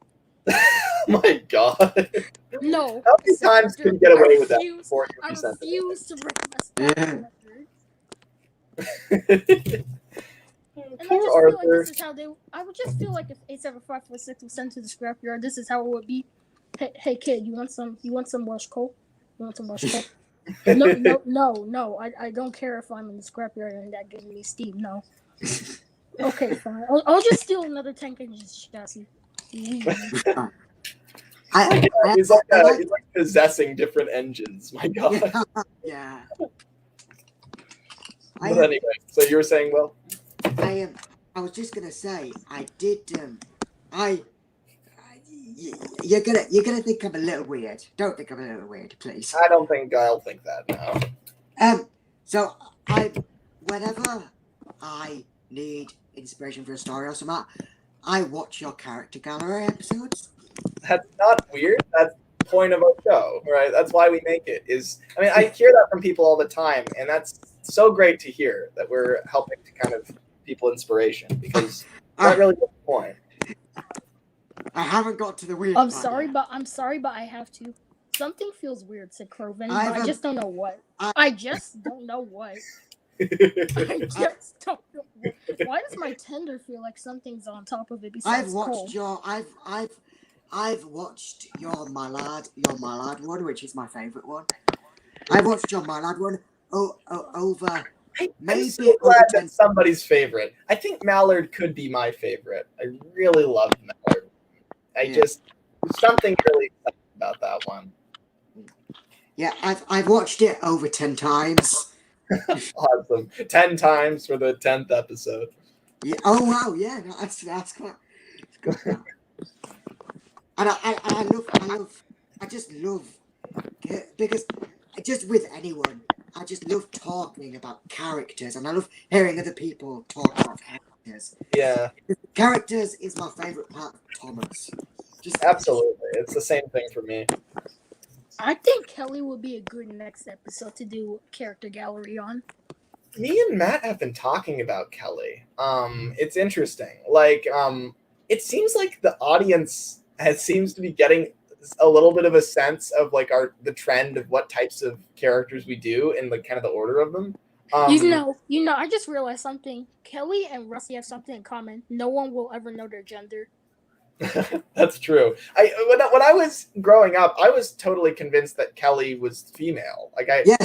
So was I. Because Michael Brandon and Michael Angelis, they kind of gave Kelly that like female kind of thing, especially when Michael Brandon gave her that like. It's hard to tell too, because all the characters are voiced by the same man, right? So it's like if it's not like you really have feminine voices and masculine voices, you kind of just have characters, right? It's kind of like when you're listening to like George Carlin do Thomas's voice, you don't think about the fact that he sounds like a 60-year-old New Yorker. You're not thinking. And Kelly's face mask don't help with that.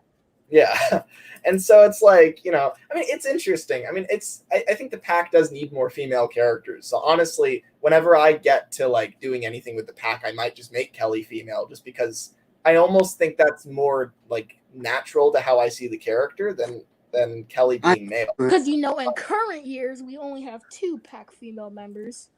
Yeah, that's true. I'd rather not bring up Blue Byron. I forgot about the modern ones. Yeah. Can I just jump in here quickly? Yeah. I hate with a burning passion the 2 new pack characters. Yes, Darcy and Brenda are no good. I didn't know what to think until I watched the episodes. I don't remember how many I watched, but I watched the one where Brenda really wanted to level the site, and I really liked it.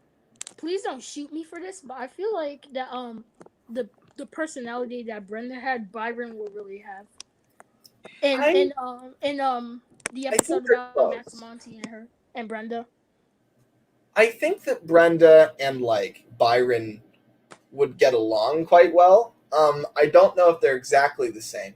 I would say that they have like a lot of pride in their work and a lot of dedication, and those are two things. But I think Byron is just a little bit slower and dumber than Brenda is.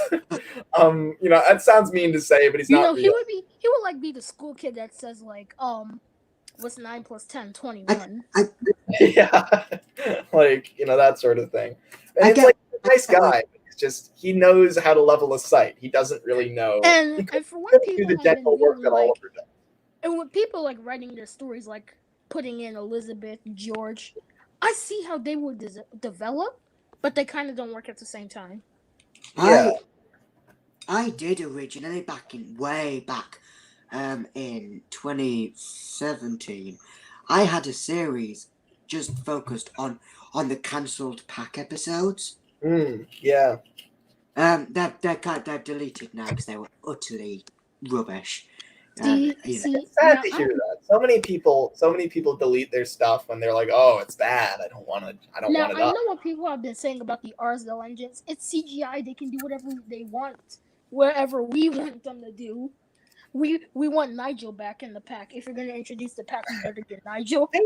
It's interesting because I don't think I really want Nigel to be in the pack, just because Because he's Nelson is already in. Nelson's Yeah, already in. like Yeah, I feel we like have Nigel isn't really.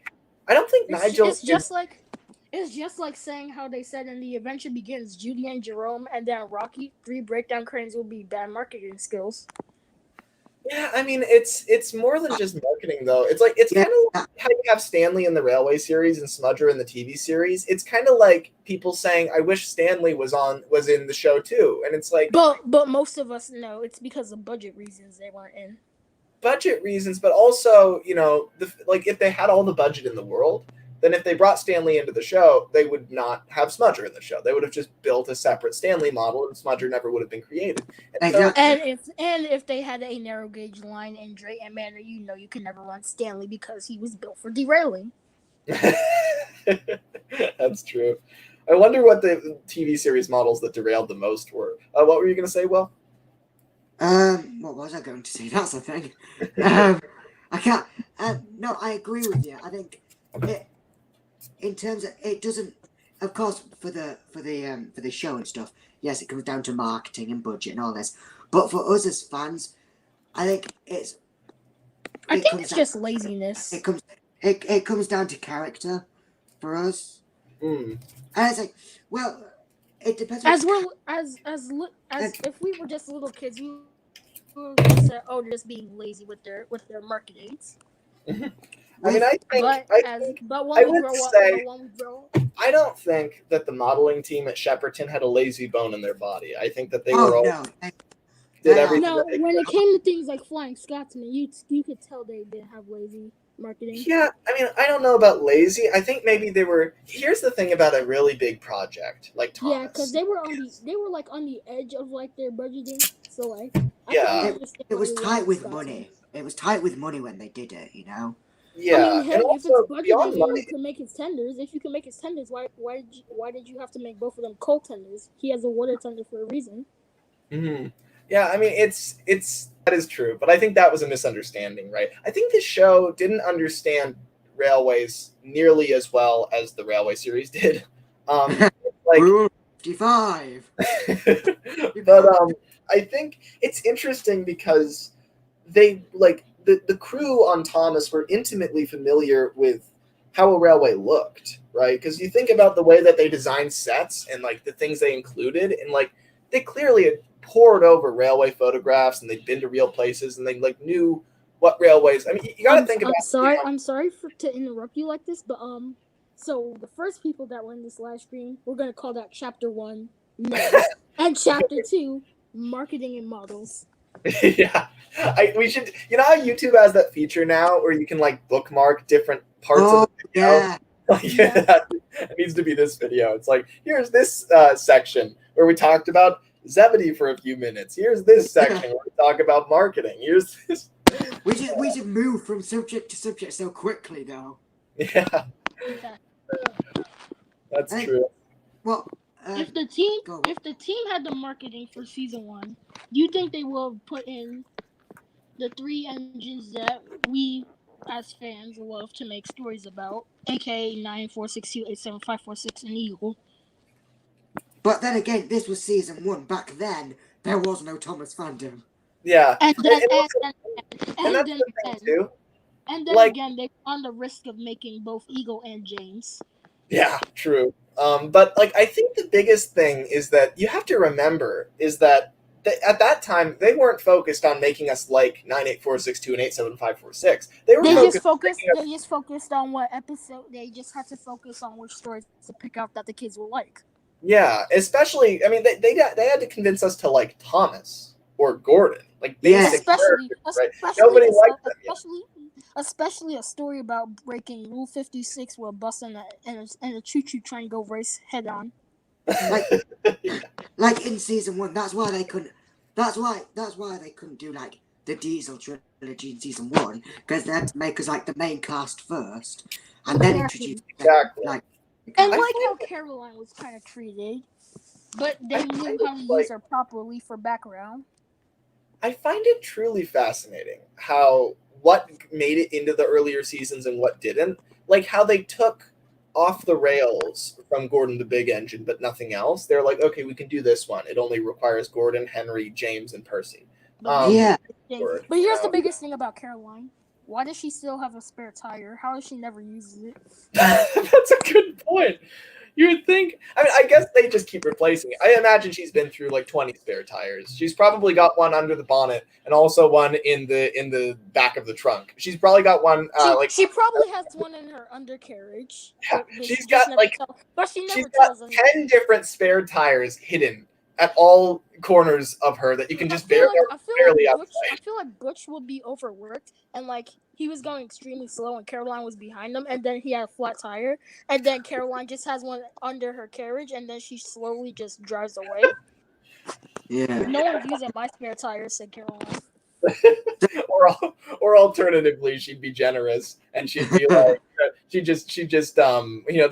like snap the hinge on it and it'd roll into view and Butch would be like, hey, this tire's perfect, thanks, Caroline. And Yeah, she's like, it's like how if you watch Brendan Productions, his episode 12 of his series, Birdie's Delivery, where Birdie had ran out of fuel while delivering presents for the children, Caroline had just gotten this fresh new engine. She won't break down. She just got completely refueled, but she cares about the children and the presents, and she knows that Birdie will probably be on his risk, on his last wheels, so she has to help him out. Yeah. So she definitely does have some selflessness. But it is interesting. I think Caroline would be very aware. She'd be probably a little bit more focused on helping herself than helping others, just because she's so likely to break down herself that someone else needs to be even more likely to break down than she is in order to help them. And most of the time, they're not. Caroline and Henry would actually have a lot of common ground. They would both. Oh, you know, speaking of Caroline, this exists now. Let me get this up. This exists now. Look. Wow, that is an image. Oh my god! I call this the Crank-A-Line. Crank-A-Line. Well, that's something I didn't expect to see today. All right. I think it's time for me to read the chat. Now that we've seen the Crank-A-Line. What's going on in the chat? All right, let's see. So, let's see. Dax says, "Lemmy, we exist." Look, this is the price you pay, people. All right. If you want to get into the stream, you may not be acknowledged in the chat. Okay. I'm talking to the chat right now. Two of them. I know we're in the chat right now, but I just have to talk about this. It's about George's model. The way they're treating it at Drayton Manor is just wrong. I know in Steamroller that he didn't have moving eyes, and it was just like little black dots. But that's no excuse for what you did. It doesn't matter if you add like little shines or peoples in it. I can only hope. It doesn't matter if you add little shines in it. It's still bad. I can only hope that we retrieve the models at some point and are able to repair them. As long Yeah. as something's left, I feel like we'll be able to, right? Like, It may Both- have both- been copying. It may have been copying. But When they had to fix George's eyes, they should have done what the Harmar Railway Museum did with Donald and Douglas's eyes. Just paint them. yeah. Well, yeah. I think both the Tugs and the Thomas props are treated just not very well, and it's really a shame. it's Exactly, interesting. because if props. you look at Big Mac's model, you see he has that giant crack. Like, he's not in filming condition, even if they use the models again. Just write out Yeah, top let hat. me and ro- you're let me done. let Just let write me out top let- hat and Grampus. Yeah, that's. I what never we're want doing. them to use the models again, though. I have to say, I feel like that would be unceremonious. Like they're kind of, maybe you could, maybe honestly the models from the show could be repurposed, but it just feels wrong. Like their time is over.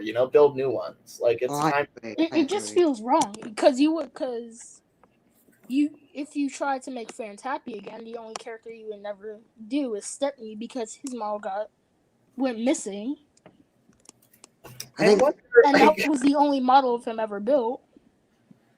yeah, I mean, it's interesting. Like Thomas is definitively disastrous the way that the models at Drayton have been treated. And But it's just shocking. It's just shocking because I saw this one picture of Harvey, and his face literally fell out while he was literally running, and he just ran over it and it got a crack in it, and they never fixed Brett it. They never Alcroft fixed would be it. horrified by that. Not because I'm pretty of sure she would sue them, but she doesn't have the funds to do it now. It's like the fact that she was so obsessive about making sure no pictures of the models without the faces on got out in the first place while the show was being filmed. She obviously failed when they did Thomas and Special Weather because you can see that Duck has no face. I don't want to mention that again. Is that true? Oh god. It's like the shot. It's like the shot where Topham hat's on Duck's tanks. You can see like the little hole on top. Okay. Well, um, it's not as obvious though. It's not quite as bad. Yeah, look, they were usually this let like me- zoom in, Yeah. like if it was on live TV, they would like just obviously like zoom it in, so you can see. Yeah, true. What's that, Will? Yeah. Lenny, I could send you the screenshot on Twitter DMs if you want.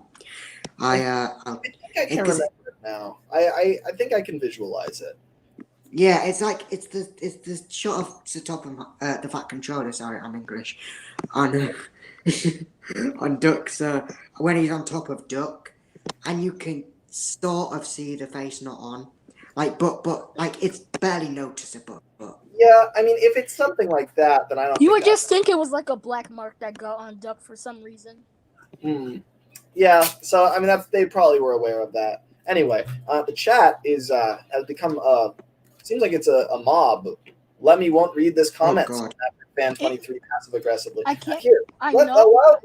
allow me to show the chat how passive aggressive they're being by reading their comments back to them. Now, that should be interesting. So not for fan 23. I'm just gonna say this Oh, because God. he's one of my favorite characters. It's just so sad what they're doing to Cranky. I have expanded the pasta noodles railway, says Redding 3640. It just seems so sad Oh to my. me what they're doing with Cranky. yeah, He's just one of my favorite characters, and it's just heartbreaking for me to see what's happening to him in Drain Matter. It's tragic, but I'm not too attached to the models. Like I'm inspired by them, and I do adore the models. But here's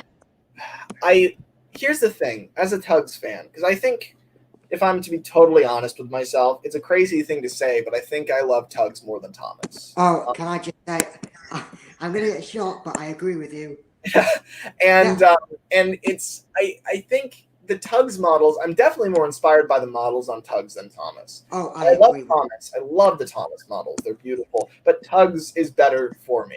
And the thing is, I like, can agree with that. yeah, and the trust, the Star Tugs trust. I know there's all They this. tried their best. They tried their best to make to keep the models in good condition. Yeah, that's Even though they're not doing their best, it's like how they started off with season 1. They didn't have all that detail until season 4. yeah, like, it's a rough start. I mean, I think here's like the thing about the Star Tugs Trust. I know everybody's so ready to like bag on them, and I know that they're being very controlling in some ways, and I know that they're like there's all this bad Yeah, stuff. I'm pretty sure everyone is like that coach that sits there at the Star Trust with that face. But like at the end of the day, I thought the models were destroyed. Like when I got into a lot of people complaining about the trust, I think, are from the post-trust era. They found out about tugs in like 2015. I found out about tugs in 2007, back when we thought the models had been destroyed in a garbage dump. Like that's what we thought happened. I mean, we probably would think about that like with Top Hat and like Grampus. Yeah, like that. Yeah, the way we look at Top Hat and Grampus now is the way everyone looked at all the models back then. We thought they'd either been all repurposed on Thomas to be unrecognizable, or they'd all been destroyed in a garbage dump. That was the thought, right? So then in 2000, and keep in mind, I used to check the Tugs Wiki every single day because I was hoping that there would be new behind the scenes pictures. Okay, this is just a little quick question. I'd like to ask. Yeah. How long did it take you to notice that Warrior had the fire hose on top of his cap? It took me like 5 years after first discovering tugs. I did not realize that. It's really cool. It's really a subtle detail that you would never notice. Yeah, it is. And it's interesting that he doesn't... I just realized Warrior could have just stopped that fire in munitions. Yeah, This is just how much that shit boiler had hit him on the head. I think I was watching High Tide the other day, or was it Warrior? It was one episode. No, it was High Tide, and Warrior does say to Big Mac, he says, "I'll hose you down as we go." I was just about to mention that. Yeah, like that's such a good line. Like I love this. They took like a whole year figuring out the characters, and the crew of Tugs knows the characters better than the audience does. You can tell. They like mention things offhandedly that have to line up with the models. But they never showed this in the episode. But I think, behind the scenes, like they would sometimes like make a little hose pipe and like Warriors like, what's it called? I forgot. Fire hose, and like it was like a little hose where like Warrior could spew out of it, but it was never used on screen. Yeah, it's like they made a lot of stuff for Tugs that like I wasn't aware of until recently. It's crazy how that can be the case. But back on the Star Trust, they did great for making a replica of Sally Seaplane, even though she's the most minor character. Well, they didn't make a replica, I don't believe. I think what they did is they had a spare plane on site at Shepperton that was exactly the same as Sally. Yeah. And so they just took that and put a face on it. That's basically. Yeah, I think so. But I think it's really. I'm still grateful to the Trust. I'm sorry. I know that they've been manipulative. I know they've done some stuff. I know that, but they saved the models, and that it's like obviously we can tell they didn't save all of them, but they saved the most important ones. Yeah, and they saved the minus Top Hat. Out of their way. I mean, Top Hat and Grampus. I'll give an example. Like they took the initiative and they put themselves at financial risk in order to go and save the models. Together. I remember. Everyone remember. They even saved Boomer, Sea-Rogue. What's the other one's name? Sea-Rogue's grandpa. They saved. Bruno. They saved most of them. How much initiative they have to the Tugs. The vast majority of the Tugs they saved, and no one would expect them to save the ones that weren't presented to them, right? The important thing though is the whole community heard about the Tugs models resurfacing. I remember, I checked the wiki every day. And then one day, rather than getting like a single behind the scenes picture, I got like 30 images of all the Tugs out of the water in 2012. My mind was like blown. I would have had a heart attack if I was old enough. Like, Jesus Christ. It blew my mind.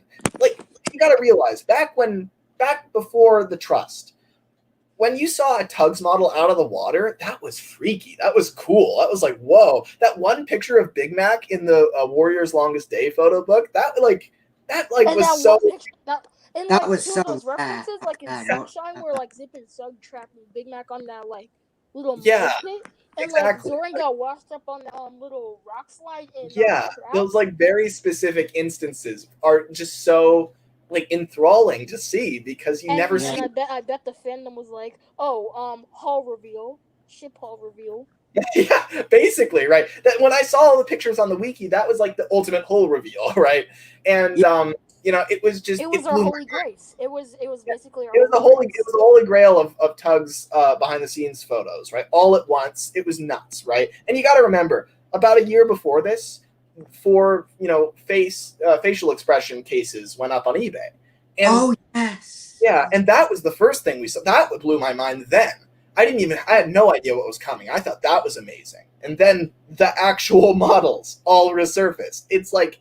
It still blows my mind. It just gives me chills that happened, and that they still exist. I wonder what people. Hercules' funnel fell over. He exists. He's not dust. That's all I care about. I'm sorry. I wonder Yeah. what people that are watching this are thinking of my profile picture. What? But I agree with you because like as a Tugs I don't know what to call it, as a Tugs obsessed Fan. person, I'm happy that the Tugs are there. They're alive.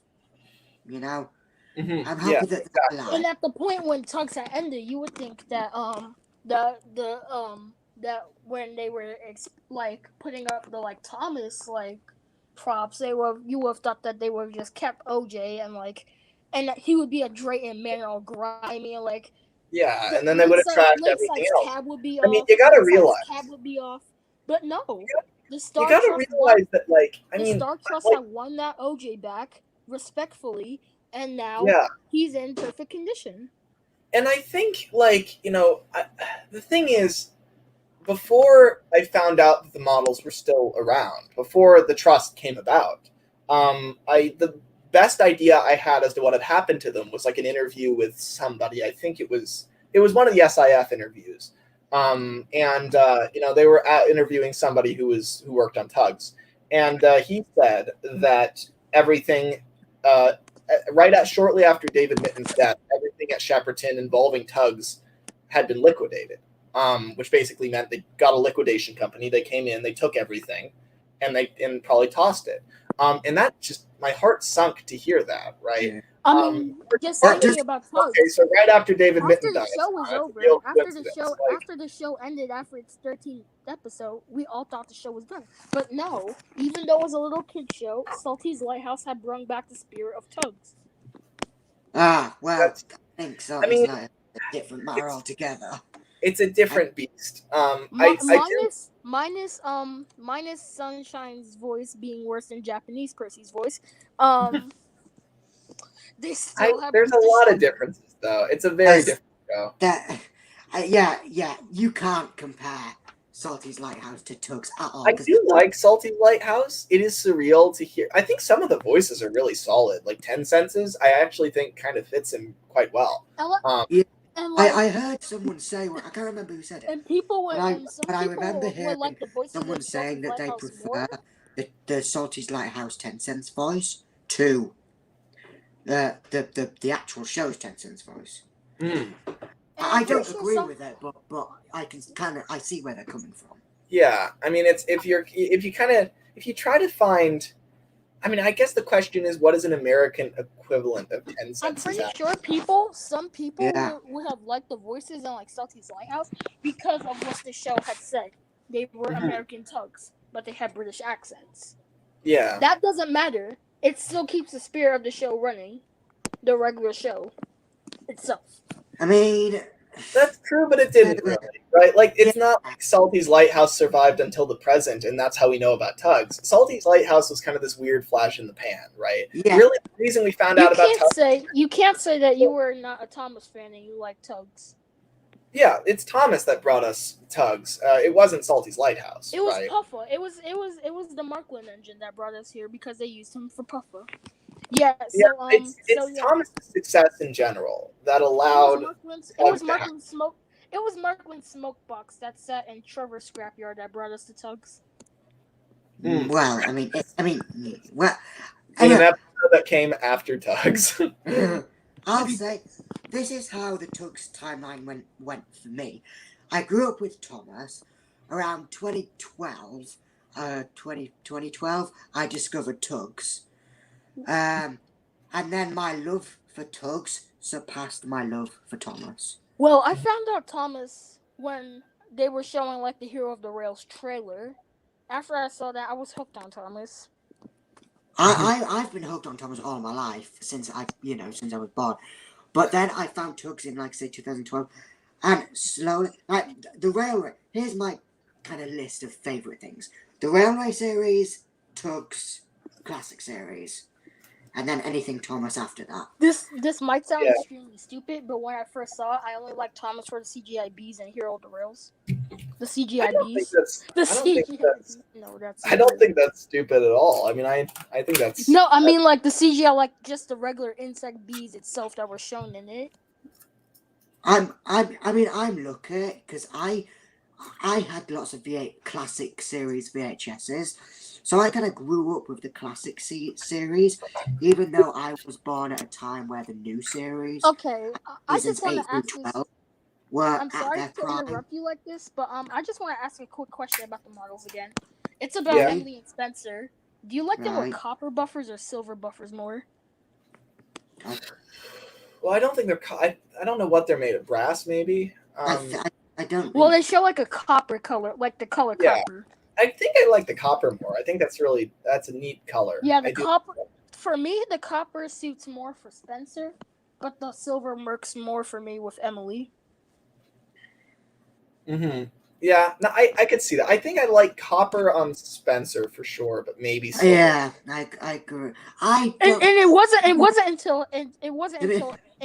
wasn't until Spencer turned into a private engine and went back to Doncaster Works. I demand you give me silver buffers. So help me if you do not give me my silver buffers. I will sue all of you and get you fired. Well, like I say, I'm a Railway series guy. I kind of don't. Spencer, I care about. Emily, I don't really care about. I could see. I I gotta could see say, where I you're think coming Emily from. has reached the point for me personally where she's almost up there with the 8 famous engines. Like she's been What? on Joe's legacy long enough. Well, here's the thing: I like bossy Emily. I don't like whatever she is in her introductory A episode. wussy. I love when she becomes this like kind of this possessive queen. That's great. That rivals the big. Because like in want more Emily's of that. first episode, she was like a little wuss and like. Yeah, She she's always just she feel bad was that she's just hurt. like she just listened to whatever Oliver told her to do. Yeah, I'm, and that works. And that works for some characters. Some characters that makes if that was like Percy in that you position. know, back that's to the. I just want to say something about Arthur again. You know the scene where like it said Thomas and Percy were like bumping trucks. I'm pretty sure the narrator really meant to say was Thomas and Percy were assaulting trucks. They knew it was naughty, but they didn't care. But I do really love Emily. She's probably in my top 10 favorite characters from Which comics. And Thomas I probably just view said. you And differently now, Thomas, Lemon. and Thomas just probably said, "Join in, Arthur." No, Yeah. I don't. But because I do respect your opinion, of course. Even if I do disagree with that, because Whereas we need Jay here to take out the phone and start calling the FBI. Yeah, and I'm pretty sure. Yeah, about we the do, yeah, spotless we do. record. I'm pretty sure about the spotless think- record again. I'm pretty sure Thomas will say, "Join in, Arthur." Meanwhile, he's Well, just I- hiding some. Meanwhile, he's just hiding some grenades in his bunker. But you were saying, Will? what I'd love to see is some. I've actually been working on it, but so is Spencer in the Railway series, because I think that could really work. Yeah, I think it would. that could totally work. But alternatively, Emily in the Railway series would work in the exact opposite direction, and let me tell you why. Because Spencer, paralleling Gordon and Spencer, with the clash between the A3s and A4s is a very real world concept. Cheeky Blue, just give me a second here. To me, Cheeky Blue, you just You're cutting me off, Cheeky Blue. could To you me, could you just physical not Oh, I'm sorry. I'm sorry. Could you just not sorry. interrupt so much, please? Yeah, you'll have a chance in a few minutes. I'm sorry. I'm getting. Nah, no problem. I just But, have so much to say. Yeah, no, I know exactly how you feel, right? I'm constantly full of things to say. If no one cuts me off, I will go for 7 hours, and I have before.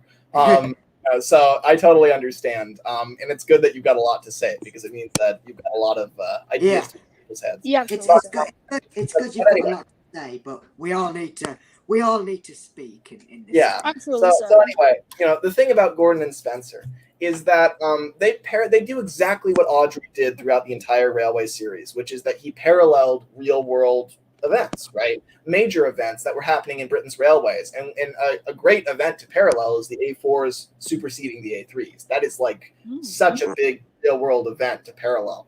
But I think also it works in the other direction because we have to remember spiritually what preceded the A1s, which was the Stirling. Yeah, And that's the thing. Emily is the proto Gordon, right? She was the big express engine of her day. She participated in the race to the north. She was, the type of engine that, really, made a name for express engines and made that part of Britain's legacy.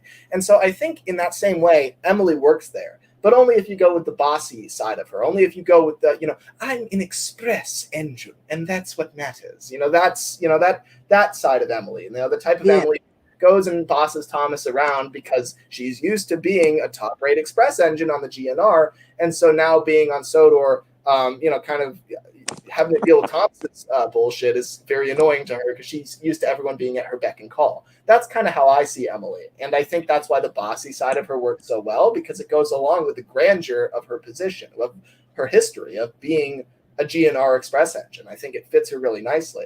So I like Emily a lot for that reason. I love What did you say to me, Percy? How dare you? How dare you talk to your queen like that? yeah, exactly. That sort of thing. You're actually kind of making me view Emily in a whole new light. I'm glad to hear it. And and of course, it's totally valid too. If you don't like Emily, you don't like Emily. However, I definitely, when I started viewing her this way, I thought totally differently about her. And it's kind of like, I think with every character, can be made very enjoyable to any person. It's just a matter of what angle you take on them, right? And I think there's a lot of different ways to kind of take a character and without changing them, just focus on a different part of them, and all of a sudden they're interesting, right? I mean, if you're not into Gordon as a character because he's a big, brash express engine who can go really fast and break records, well then, maybe you're into Gordon because of his tragedy, because that he lost his whole family and had to cope with that. Or you're into Gordon because he gets replaced on the Express, and so now it's a retirement story. It's not a big powerful jock story. It just depends on kind of where you focus, right? You can take one character and make them enjoyable in a million different ways. And for Emily, for me, I'm not saying that her introductory episode isn't valid, but for me, I really, really like Queen Emily. Like my favorite Emily episode is what's it called? Is it Emily Knows Best? Emily Knows Best. Emily Knows Best. I love that episode. That's the best. I love how she just tries to act. I was saying I don't like Emily, but I will agree that's probably my favorite episode, simply because of where it takes. Because it features all the engines on the Farquhar branch line. That's true. Except for Thomas. Sometimes. Except for Thomas. Which is interesting because I feel like Thomas almost doesn't need to be in the episode because, of course we know that that's his branch line. But seeing it reaffirm that Percy and Toby have something to do with each other, and Mavis as well, is really nice. Because even if they don't make a big deal of it, they never say they're on Thomas's branch line, and they probably didn't even intend it. It's probably just chance. However, you can read it that way. You can watch the episode and just seeing Mavis, Toby, and Percy together, obviously, we're immediately going to think that's the Farquhar branch because of that combination. Or for some reason, there's a yard near Thorkel's castle, the castle that was seen in Bold Out. Bold Out, what? So yeah, I would just say about Whiff, because Emily, I'm pretty sure she was probably the only like vintage special engine on Sodor until Emily's Garbage. Then But, Whiff came in. He was a special Victorian engine. Then Emily That's was. they do have a connection there. Lemmy, do you think there's one character who could just never work in the Railway series, just period? Just any character? It depends on how far the scope of the Railway series is willing to go. So if you can write a Railway series book in America, I would say Hank absolutely works. But if- Can that's- I say something? yeah, In my head canon, Hank, Sam doesn't exist. In my head canon, Hank is an S160. interesting. Are those really big austerity engines? Yeah, it's like those engines that were like in the war, but they most of them are around Lemmy, Britain. I don't know if you can get this, but I'm currently sending you a pic on Twitter of my local S160. Your local S160. The fact that you can say that is awesome. Literally I five. just- I won't go into specifics, but 5 minutes away from my house, I volunteer on a heritage railway, and there's an S160. Yeah, I remember on it. you mentioning this last time. That's so cool. I love Yeah. how Gordon. I hope I don't want to I don't want to go on about it, but I just love it. Yeah, I just love I'm volunteer. sure. And I mean, I think that must give you an interesting perspective too on Thomas and on railways, because you actually have like experience with the real thing.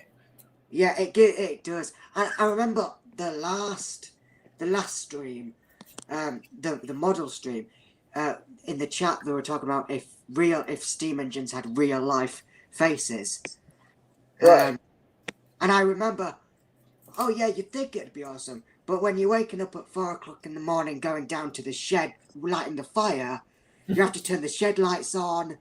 It's gonna be a little creepy. Yeah. And just plus love- it kind of doesn't work for some. Faces don't work on some engines. For instance, unless you rearrange certain parts of the engine. I think it's about how you handle things. Like some engines, there's not enough room, or it doesn't quite line up. But I don't know. It used to be that like the bane of my existence was like figuring out how to give Rocky a face if I were to make Rocky actually look like his basis. And I was like, there's no room.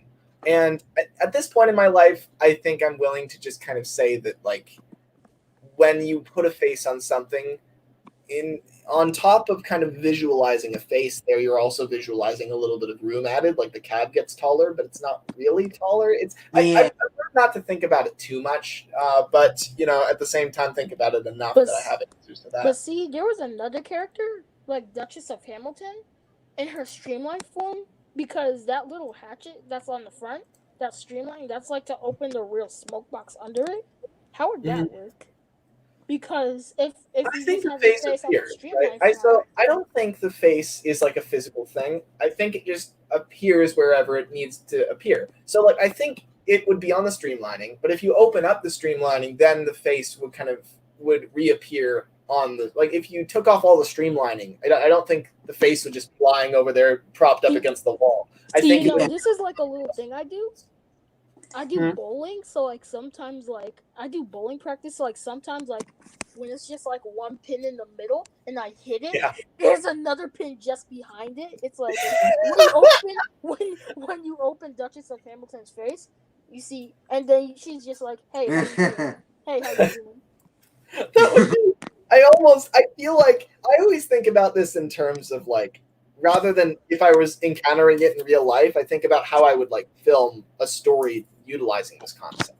Yeah. And that's a lot easier because the way I would handle it is I would just make sure I wouldn't like show a shot where you're opening up the streamlining and then there's another face underneath, because that would be weird. Instead, what I would do is I'd have like shots that are kind of like obscure, of like looking up at the engine from the driving wheels and like looking back at it from the cab and like seeing parts being lifted off, and then when we zoom out we see the faces now in the smoke box, but we like don't actively see it disappear Yeah. front and reappear inside. It's just because in my mind, like there's never a face in general. The engine is the engine, right? And the face Yeah. is just there so we know what it's feeling.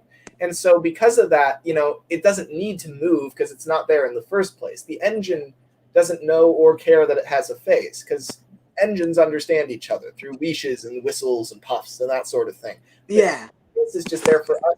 Yeah, and I think for that reason, to make the audience witness it shifting misses the point of why it's there in the first place, which is it's like it's almost like it's almost like having like when you have a film in a different language, like a German or something, and then you have the text at the bottom of the screen, the kind of closed captioning.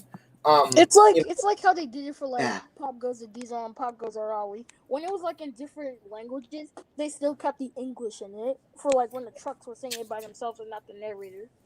Yeah, it's interesting how that happens. I also when they go from UK to US, like think about like when they left Ringo in the like Merry Christmas singing, where they were like Oh yeah. Merry Christmas. Oh yeah, that. That was so bizarre, but also added some depth. It's interesting. You can't get rid of Ringo no matter how hard you try.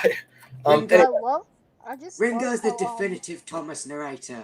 Like, I know that's not popular I opinion. don't know who I would call the definitive. I don't think it's Ringo for me. I do love him. I'm not sure who. Probably George Carlin or Alec Baldwin for me.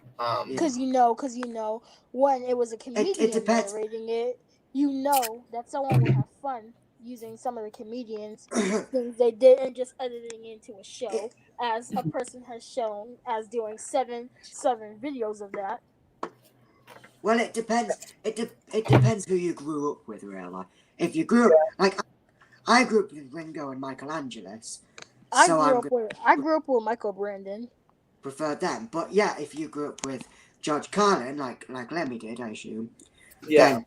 then you're gonna prefer, And I think we don't give that. I don't think we give that enough credit. Is that I really do think whatever your favorite season is, whoever your favorite narrator is, it can change, but largely I think it's defined by what you grew up with. I think that is really where that comes. You just keep the narrator you grew up with as a faint little light in the back of your mind.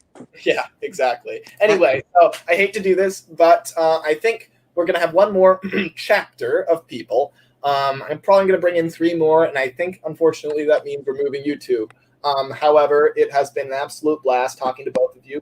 Will, it's been great catching up. I've quite enjoyed it, and it's been good talking to you, Cheeky Blue, as well. Got a lot of really cool customs in the works, and also. Oh, I just want to say one more little theory thing. I love how Gordon just hates City of True because he doesn't have a dome. But he loves using Mallard as an excuse to be famous. Well, Mallard has a hidden dome, right? I think that counts to Gordon. He's like, no, it's in there somewhere. But still, that ridiculous streamlining. Well, then they all. But still, he hates Emily. Let me just before we go. Can you reply to me on Twitter, please? Yeah, I will. Trust me. Can you make a small little promise to me when you do the next week's stream? Can you post the link in the chat so I can join? We shall see. That stream will be with Bailey, so I'll have to run it by him as well. Sometimes he likes to keep the streams just between us, so we shall see. But it has been good talking to both of you. So it's been blessed. So take care, both of you. Yes. Hopefully your OJ project goes the way you want it to go. Yes, thank you. I've gotten almost nothing done on it because that's how these streams work when I bring people in. But let's be honest. This was a flimsy pretext in order to talk to people. This was a great catch-up. I'm not upset about that in the slightest. But anyway, so take care, you two. Yes, take care. On to chapter 3 we go. Yes, on to chapter 3. All right. Goodbye, Levitt. Goodbye. All right. Let's see. Who shall we bring in last? So I've got about 30 minutes left. And I will use it effectively. So we've got waiting here. I did promise I would bring. We've actually only got 5 people still waiting. Do I dare to bring this many people in?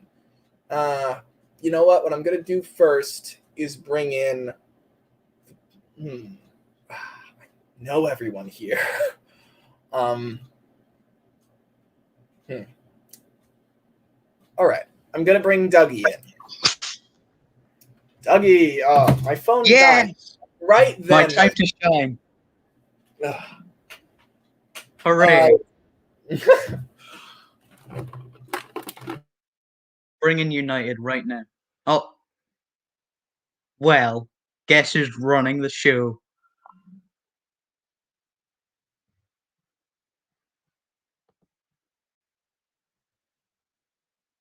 Wow, everyone's very excited. I'm very glad everyone's excited to see me. I'm very cool.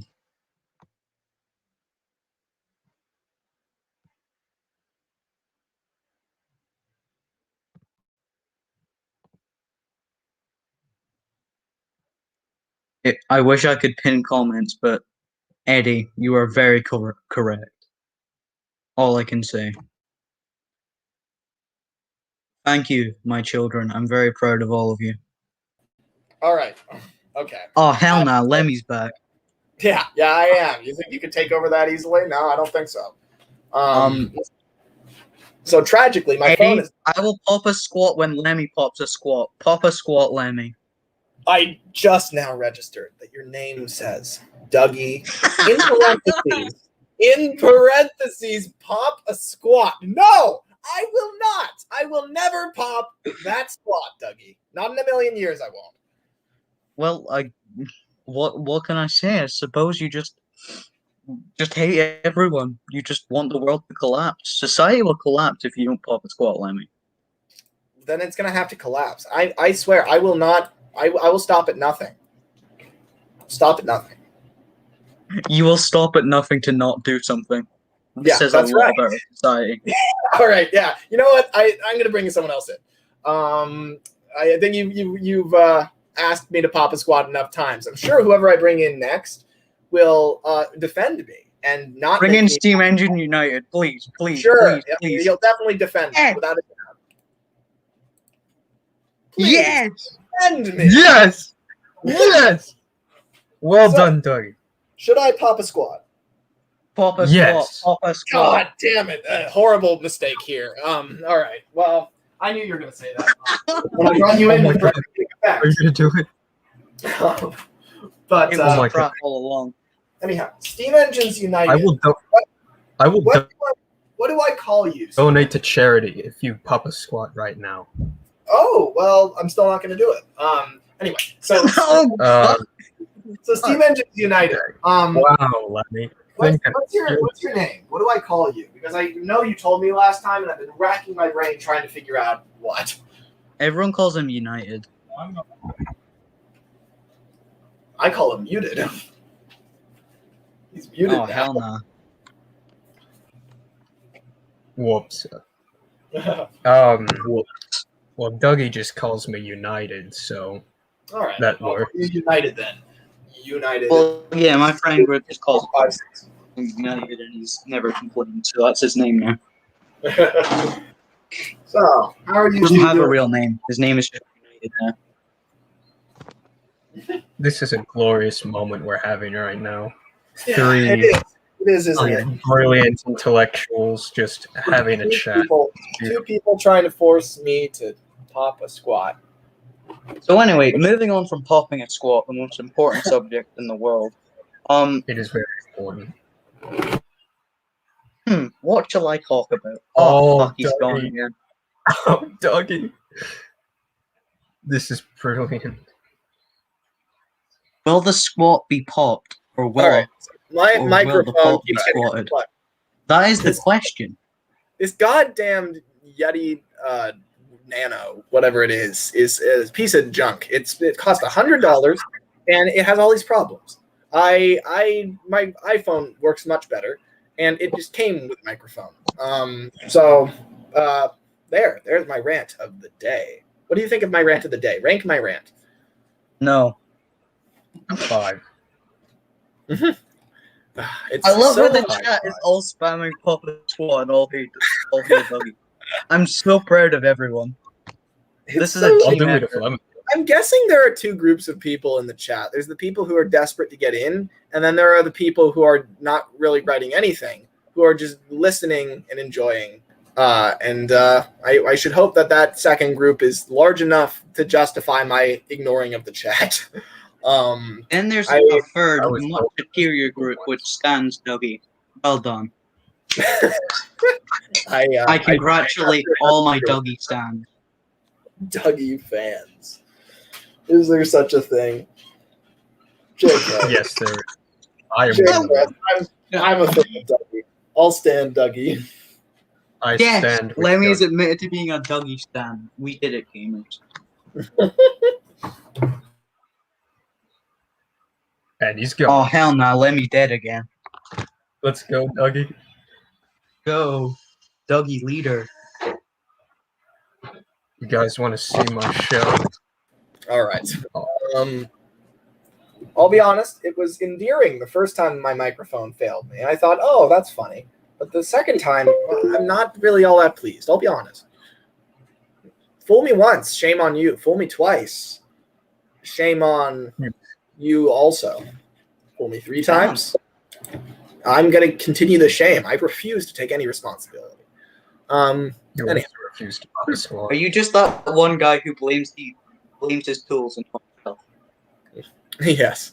Will says, I should be going. To be honest, it's midnight. Yeah, you should go, Will. But Oh fuck, it really, is.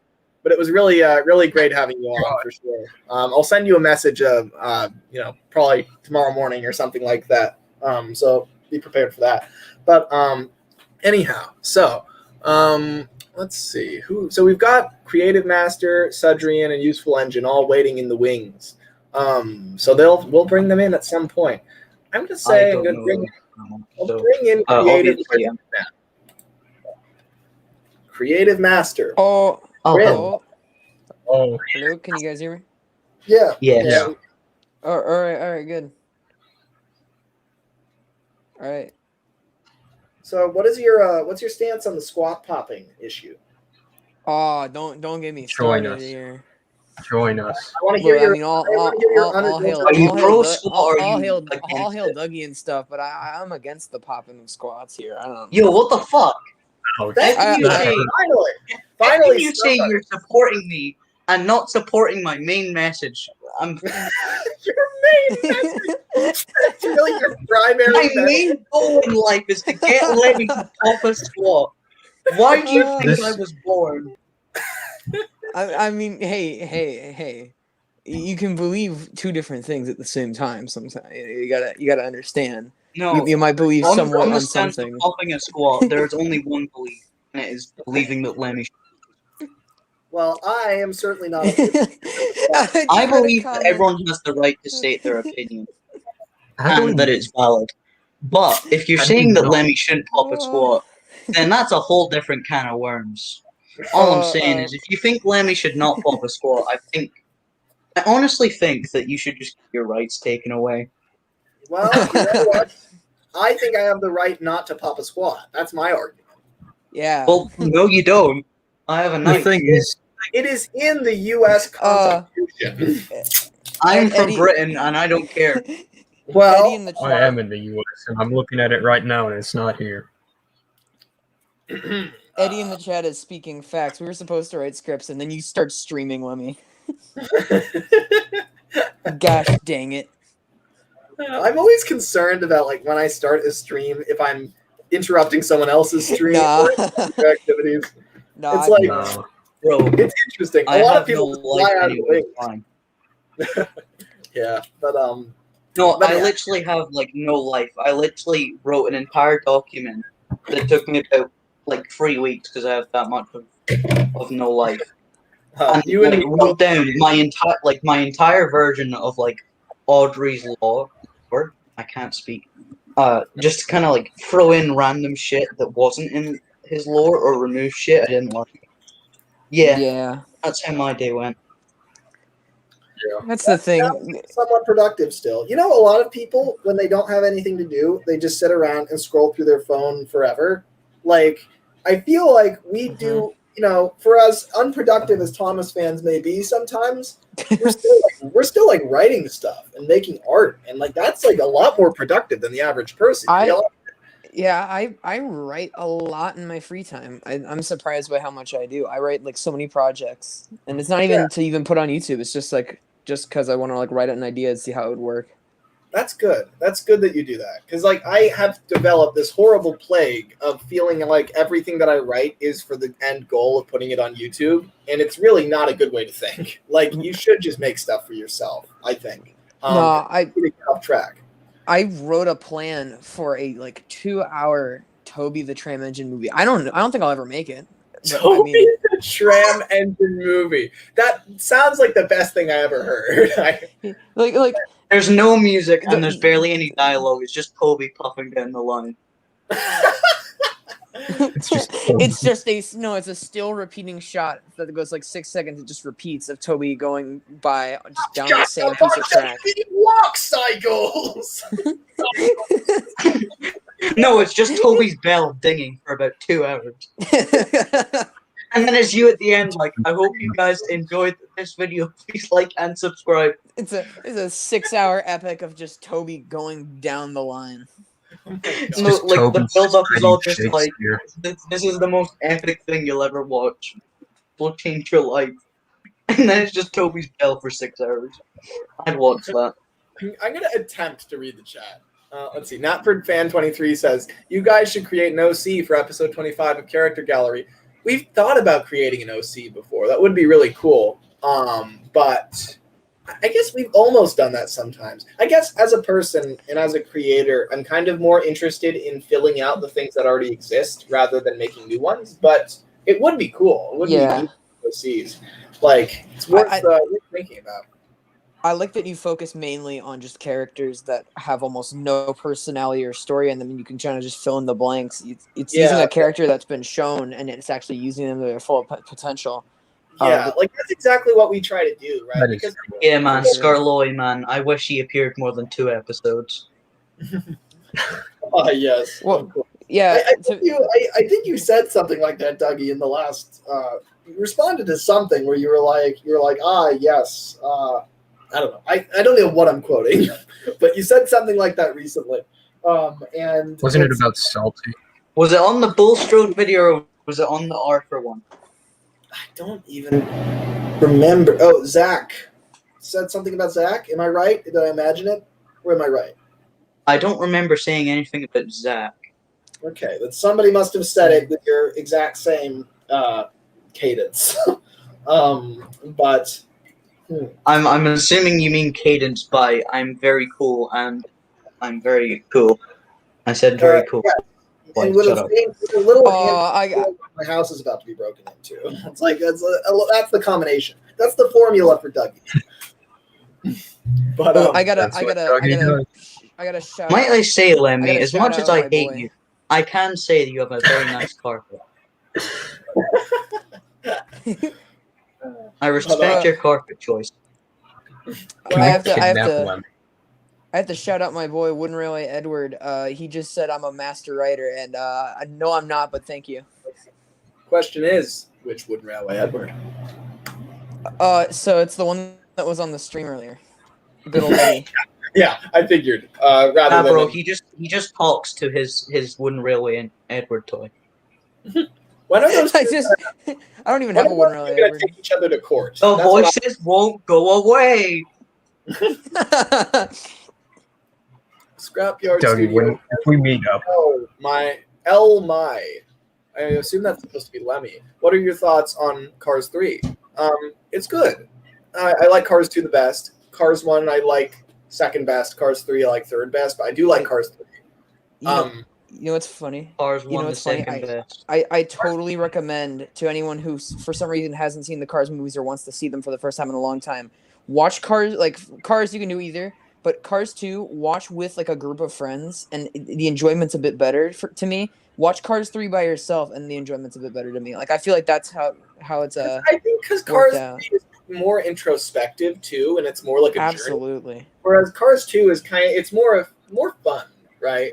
And I love that fun. It doesn't feel canon. No, Cars like with Cars 3, they just like basically glossed over everything that happened in Cars 2. Yeah, Yeah, other It's than just yeah, so it makes it feel like Cars 3 is There- canon to me. there's actually one thing Yeah. that they reference from Cars 2, and it's not really a reference. Jeff Gordon appears again in Cars That's- 3. Yeah, it's not really a reference. I mean, Yeah, Yeah, that's It's- weird. they have one tiny little picture of Miles Axelrod in the background of Sterling's office. It's like oh, it's really, How it do you really know that? It's so like dedicated.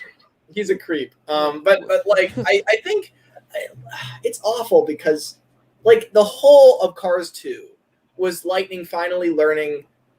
That was like Mater and Lightning's friendship finally coming full circle, and he was like, "You're coming to all my races from now on." And then in Cars 3, he just totally gives him the shaft and leaves him in Radiator Springs and brings Luigi and Guido, but doesn't bring his best friend. Like, what is, ooh. why? Yeah. Why Lightning? Why did you bring Mater? It's- Just because the box office didn't want you to? It's Box office. He's it's your best friend. it's the equivalent Lemmy, of are you like going talking on about Cars just so that I can't talk? I'm very upset if you are. But yeah, I like Cars 2. Cars 2, favorite movie of all time. It's fun. It's cool. Whoa. Cars have guns. It's a fun ride. Ours have guns. Oh, Oh. no. Oh, that reminds me. Mines. Oh, hell no. Someone gave Caroline a gun. Best thing ever. Best thing humanity ever came up with was spy cars with guns. That's the best thing. That's a funny way to say Dougie. Wait, the I King actually Pelican. have something even better than spy cars with guns. Which is? We got Dougie spy kidnapping Lemmy? trains with guns. Look at that. It's, Yeah, but we Blue all know Track. that Dougie is like just kind of tops everything. So I take sticky tack, put it on a gun, and then I put it on the engine, and boom, you now have basically Cars 2, but now it's trains. Blue Tack is the official Whoa, bonding. whoa! This is not a tutorial live stream. Calm down. It's normal. I gotta be honest, that looks kind of cool. Yeah, It seems like something Rusty, Coleman would do. seeing Rusty coming at you at 20 miles an hour with a gun, I think that would be the most terrifying experience of your life. Oh my god! I think he's shoot to kill too. I think Rusty's like once he's decided. I think it's very funny that you gave Scarloey a weapon because like I think it was like 2 days ago in a call with Station Master Productions. We just started joking that like Scarloey just like went to Great Waterton and like just killed everyone, which is why it's abandoned. Oh my god! So Eddie pointed it out, and this is probably because I talked with him earlier that what sets I was planning to build for this video. I built Croven's Gate. It's actually kind of small in real life, but on the set it looks a lot bigger. And I actually have my custom Flying Scotsman that I just finished using. Oh, I thought that was Big City Engine. Using a broken Edward tender. Broken. Because the It's- coal, like the coal that. came out, and I actually learned that the coal was just kind of held in with clamps. Oh, crafty. Crafty. I've never seen one of those without the colon. And the clown. I think I'm finally. So we have a hard cap of only 15 minutes left because I got to go by then. However, I will bring in Cedrian and Useful Engine now, and that will give us a grand total. Oh, Hello, everyone. Yo, it's everyone Christy is Max. here. How's it going? Going pretty Hey, good. Let's go. Hey. Well, I'm glad to be here. So Yes, I'm Yeah, glad that same. you are here. I'm Actually, sorry. I think you I wanna- adding them just made my computer fucking mad. Oh, by I the just- way, Dougie, stop telling Lemmy to pop a squat. all right, number Thank one. you. Here's the thing. Okay, number one. I bet Dougie can't even squat. I bet No! he can't squat. And the Whoa. other thing No! is, Creative Master of 5. Okay, that whole thing Shut about the fuck up! Shut the fuck about up! putting Shut up. guns to Shut up. trains. No. Imagine replacing Diesel 10's claw with a machine gun. Think about that. Think about that. It would be too big. You couldn't have like a full. It would be tiny if you did it like a human machine gun. It would just be this tiny little thing. If you maybe made some sort of rail gun that sits on the top of it, Yes. that would kind of be. You mean awesome. like? Oh my That- god, like that. a tank on the Would rails. be a I want to well-rounded take this little opportunity to time. remind everyone that I'm a pacifist and I don't believe in guns. However, that would be really fucking cool. I have to admit that having a huge rail gun on top of Diesel 10 that's like painted in the same color. I It's like all don't camo. I don't believe in people with guns, but trains with guns. Oh ho ho now. Exactly. Because trains can't use guns. more. Trains with guns don't kill people. People kill people. Trains with guns can't kill people because there's no Bro, driver. if the test audience has got like about PT Boomer, I doubt he would have got Diesel Time with a gun past like the first scene. It baffles me that I don't understand. Kids aren't scared of some biker guy. He's boring to them. Like they're not. The kids are scared of a diesel with a claw. That's what a kid Bro, I understands. pissed my pants when I saw Yeah. PT Boomer. Like, Yeah, the old guy on a exactly. motorcycle is not as scary as the giant, multiple ton diesel Yeah. engine with a claw. and it's like, I imagine Face. parents had a lot to do with that.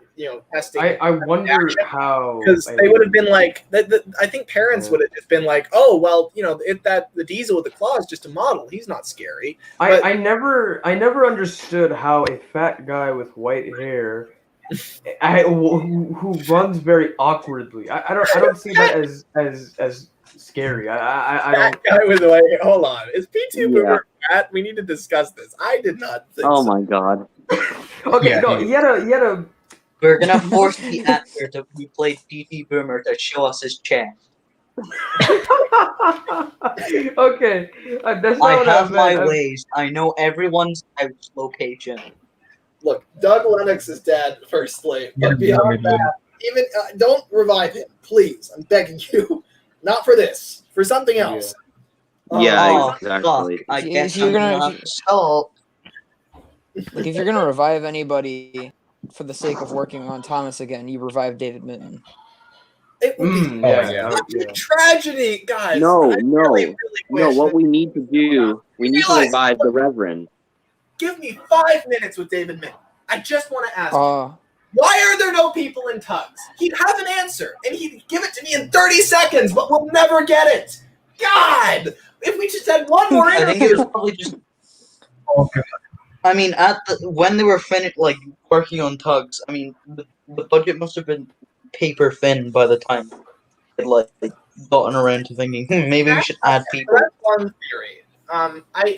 It's a solid theory, but here's what I think. I think that whatever the reason there weren't humans in tugs, I think it was a stylistic choice. But I think it's quite clear that there are humans in the tugs universe, like the way that Captain Star talks. It's obvious he's a human man and that sort of thing. But like, I think that like No, bro, he is the building. that's a theory. It's not a theory I subscribe to. But Yeah. I think that You're not even subscribed to me. oh god. Yeah. I'm Oh. sorry. so Yeah, you um, better be sorry. I'm so I mean, I'll subscribe to you, Dougie. How about that? Will that make you feel better? Oh my god, Lenny subscribed? Will that make you stop breaking into my house? Wait, what? No, Be actually, true. you see, the thing is, Lemmy. No matter how hard you try to tell us not to break into your house, we'll just keep doing it. No. What is this we? Okay, no one's successfully done it but Dougie and maybe Dax the other week. Oh that's- yeah, Dax will definitely break into your house Yeah, and steal all Dax. your You stuff. see, Dax. He's the kind of guy that'll just break into your house, steal your collection, and make a custom out of it. No, he'll break into your house and he'll steal your Fergus and he'll have no remorse for that. Oh, What's thank God even I have no funnier- Fergus. What's even funnier is if he tries to steal somebody's whiteface troublesome truck, he will make a custom out of it because he bought a whiteface troublesome truck and he replaced the God. chassis of it.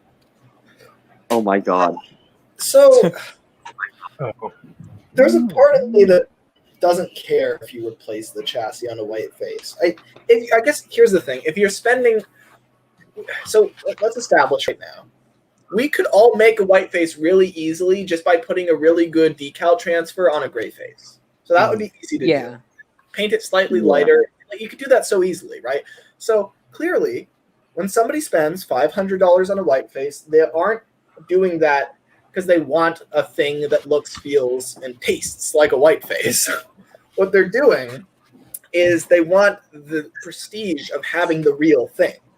So then if you Yeah. replace the bottom of the real thing, it is no longer, now all of a sudden you've gotten rid of like $200 of that value. So that's my problem with it. But just on a surface level, if you just like a white face and you think it's cool, you want something that can convince you it's the real thing, I do get swapping out the bottom for a better bottom. So I don't know. I'm torn. I don't know. We're very obsessive about the value of rare items. Yeah. So guys, I I just actually find, Yeah.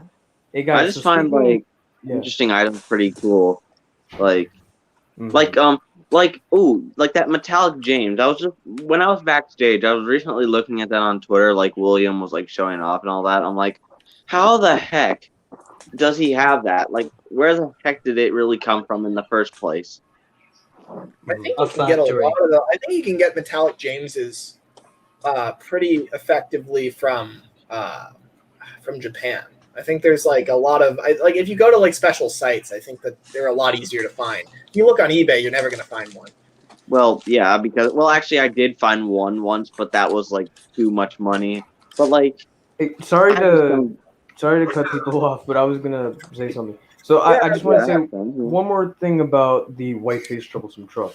So I actually have two ideas that I have for the white-faced troublesome truck, the troublesome brake van, and the gray-faced troublesome truck. So I've actually recently ordered a 1992 Thomas Wooden Railway gray-faced troublesome truck. I didn't unbox it though. I haven't unboxed it yet because I'm not at home at the moment. I'm somewhere else. I'm in a different state at the moment. But I know where you're at. I will Yeah, yeah, find but- you.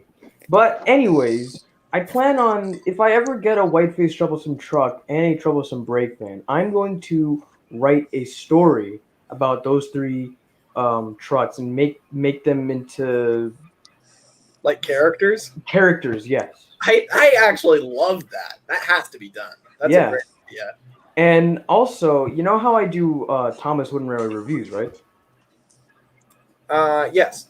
Well, I'm going to make a you could say a troublesome truck trilogy on these three items. So I'll be if I ever obtain these. Well, I already have a gray face, but if I ever get the other two, I will be making a trilogy of reviews on these three. And just wanted to say Yeah, that's a cool idea. I do like that a lot.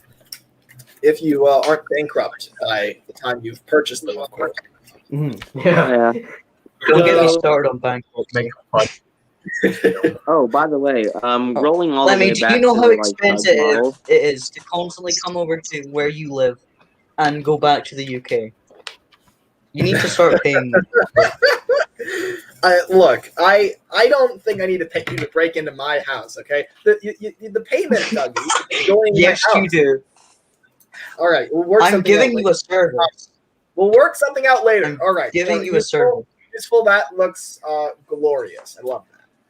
Yeah, I know I already showed it before, but like, I mean, I recently did a video on it, and I'm working on Sunshine next. Awesome. Yeah, that's really cool.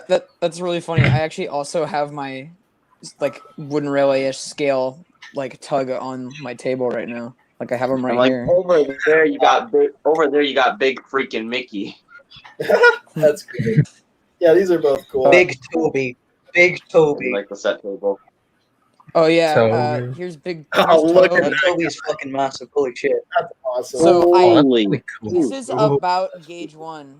This is close to gauge 1. That's cool. I love that. I love big Oh, stuff. I did not realize they were that big. The Oh, buffer beams, are actually most people just use Bachmann buffer beams. Even some people who like work in cardboard. For the buffer beams, I just took small glue sticks and painted them. Yeah, I really like those. Those really make the model. I like just having actual proper buffers. Oh my god, it's 4 minutes away from 5 o'clock, which means it's time Yeah. for the end of the stream. Oh Anyway, my goodness. so let me just say, it's been a lot of fun. Let me on Skype. May I show you my models? Oh my goodness. Yeah, you know, speaking of Skype, Lemmy, I sent you a friend request months ago, and I never got a message back from you. Yeah, you and like 30 other people, Sudrian, that I would love to look. I've got a lot of messages. All right, and I do my best to get through them, but I've got people that I talk to Lying, on he it. doesn't. I watch him. I've got about 20 or 30 people who I have to catch up with that I talk to on like a fairly regular basis, and then I've got people outside of that, and then I've got, you know, the downside of bringing so many people into these streams is that I end up associating with a great many people who I would love to spend more time with, but it is just it's Like me. difficult to keep up with everything. Yes, so you Makes can't sense. obsess over answering every message, and eventually I will get to that. Yeah, okay, So- that's fine actually. Really, I mean, I don't mind. I could have sworn though that I accepted your contact. That surprises me that I didn't do that. How many do I have? 27 chats, it says, are waiting on Skype. I mean, that doesn't include much.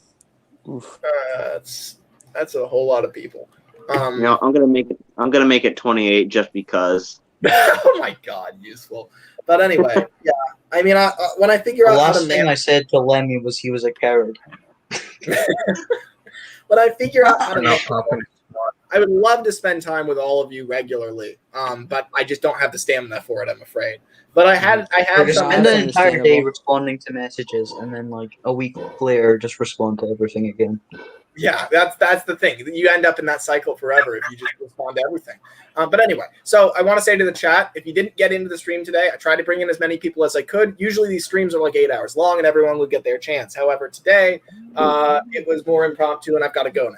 But Yeah, you know what? I was waiting this whole time that I skipped using the bathroom, and I still have to use the bathroom. I skipped it just to get in. You skipped shithead. going to the bathroom, Cedric, and Oh. get into the Oh, stream. by the way, Wow. Lemmy, I know you gotta go, but I think next time you should put me and Sudrian first because I feel like we're always the ones that get put in last. Yeah, we're always the one that always. Yeah, I get put in last all the time too. I'm Dougie very and I upset about always it. have to be. Yeah, Very- I put you very guys in fixed up. last, right, because you're guaranteed to get in the stream. There's a lot of people who haven't been in at all, right? So Sure. what about that? Wait, Yeah, so that I'm a does- guaranteed connection? I mean, that's the thing, guys. You have to realize you started out exactly the same way as the people I usually bring in. I mean, put yourselves in my shoes, right? Like, you know, I have to kind of, I have to decide who to bring in and who not to. I have to play God, and it's a lot Wow. easier. It's a lot easier to make people. It's a lot easier to make people that I actually that I'm closer with Wade than it is to make people who might not know my intentions Wade. You get what I mean? True, true. So you know. Oh, by the way, alright. that was just. By the way, I was just Yeah. joking when I said about the whole bathroom. All right, so I guess I'll give you this piece of advice: bring us in before the other people that you know. Well, Dougie and I are Okay, fan but how do I decide favorites, who's who? How do I decide which one is the other person, Sudrian or Useful? Well, then, well, it's Look, obvious okay, that you look. bring me. Everybody I see, bring Well, you in, then can- it's obvious that The you. chat. See, you Well, then solve it's the obvious issue you bring me easily. in 5 seconds before Sudrian. See, That's in the order thing. to You guys- solve, whoa, wait. I want to point something out right now. You realize what you guys are doing? You're Yes. building a hierarchy right now. I'm sorry. I'm Oh, hell no. sorry. You are the we live in a hierarchy. That's the problem with the community, guys. You're doing it right here. You're trying Okay, to. okay. I don't know about useful, but I know I'm the hierarchy here. Yeah, I know that. Thanks. I'm sorry. I hit one. Look, I think I'm sorry. definitely on top. Other people are, right? I'm trying to keep everybody at the same I'm level. on top. That's what I'm trying to I'm do. sorry. I hit 1K over I hit 1K recently around New Oh, Year's okay. Well, Eve. It kind of got me. okay. Yeah. Well, that doesn't. My God, see, man. if You're you ever taking have this- if you ever have a problem where you need to find out who needs to get in first, just have them fight to the death, and then that'll solve your problems. Well, Yeah. I tried. No, No, to just would ask win. the chat who If this. you want a real I hierarchy, mean, look at chat. Everyone's saying all hail Dougie. Come on. Come Here's on. the You know thing, who's they're my not. favorite. You know who's Dougie is my a fan. favorite. For the time being, my thinking is this: I just try to bring in people gotta watch who out. aren't the Dougie's gonna obvious overthrow first you. choice. Like, you know, I know for a fact that Useful and Sudrian and Dougie are going to get into my streams. Like, I know that because you guys have been in like every single one. So I try not to choose Hooray. you first. Otherwise, it might just be a Oh. you guys. Yeah, I know. You know, so that's the thinking. And I want to give other people a chance to get in, and I want to meet new people and all that stuff, right? Now this would be a lot simpler if I streamed more often and I had more energy and I had time for private calls. But quite unfortunately, I don't have that stamina. If I were somebody else, that would be a lot easier. Okay. But, you know, that's Okay, I see I have that. never had a private call with Lemmy. I'm very upset. Okay, about tell you this. what, Lemmy. I don't want to be like I don't want to be that one person that we do You were not about to say speak of, Bailey's but name. yeah, I don't want to be that person that we do not speak of. But I'm just gonna ask this. Promise me a stream sometime during the summer, and then we'll be on good terms. sometime during the summer. I don't think I should make a promise for something that. You know what? No, I'm gonna. That's far in the future, though. Yeah, that's far in the future because, like, I know you're probably going to be somewhere busy around now, and not to mention I'm still in school, which reminds me I got to go back to physical tomorrow. I'm not going to promise something that far in advance, but once we get into the summer, then you can ask me, and I'll probably say yes, useful. Promise me this. Depending on if you get through all your DMs by Promise me then. a stream in April, or I will riot. I will take your top hat, throw it down the stairs. Okay, now steal that's all what your Doug He says, says I don't believe. He thinks he can pop a squat, yet I don't think he can, and I don't think he can riot. He can. Oh, Dougie can. can't. Look, You couldn't pop if one you to save keep your saying butt. these like, mean things, I will tell my mummy on you. Wait. Oh, what? Oh no, I'm so Dougie scared. will find you. All right. Well, anyway, so it's been a lot of fun, guys. Yeah. I wish I had more time, but I'm -3 minutes, I'm afraid, and so I really must. But it's time for us to go home, just like Thomas. Just like Perfect Thomas. time to pop a squat. Yes. Oh my It's time god. to go outside. And Play the remember, magical people, I'm the outro true music. Sudrian. I'm the real Sudrian. I am the pure Sudrian. So. Oh no, gosh. Yeah, I have to deal with this on a daily basis. I pop that squat. Where's the locomotion when you There do can that? only be one. Pop that squat. It will never happen. Definitively, I will Pop never. a squat. I will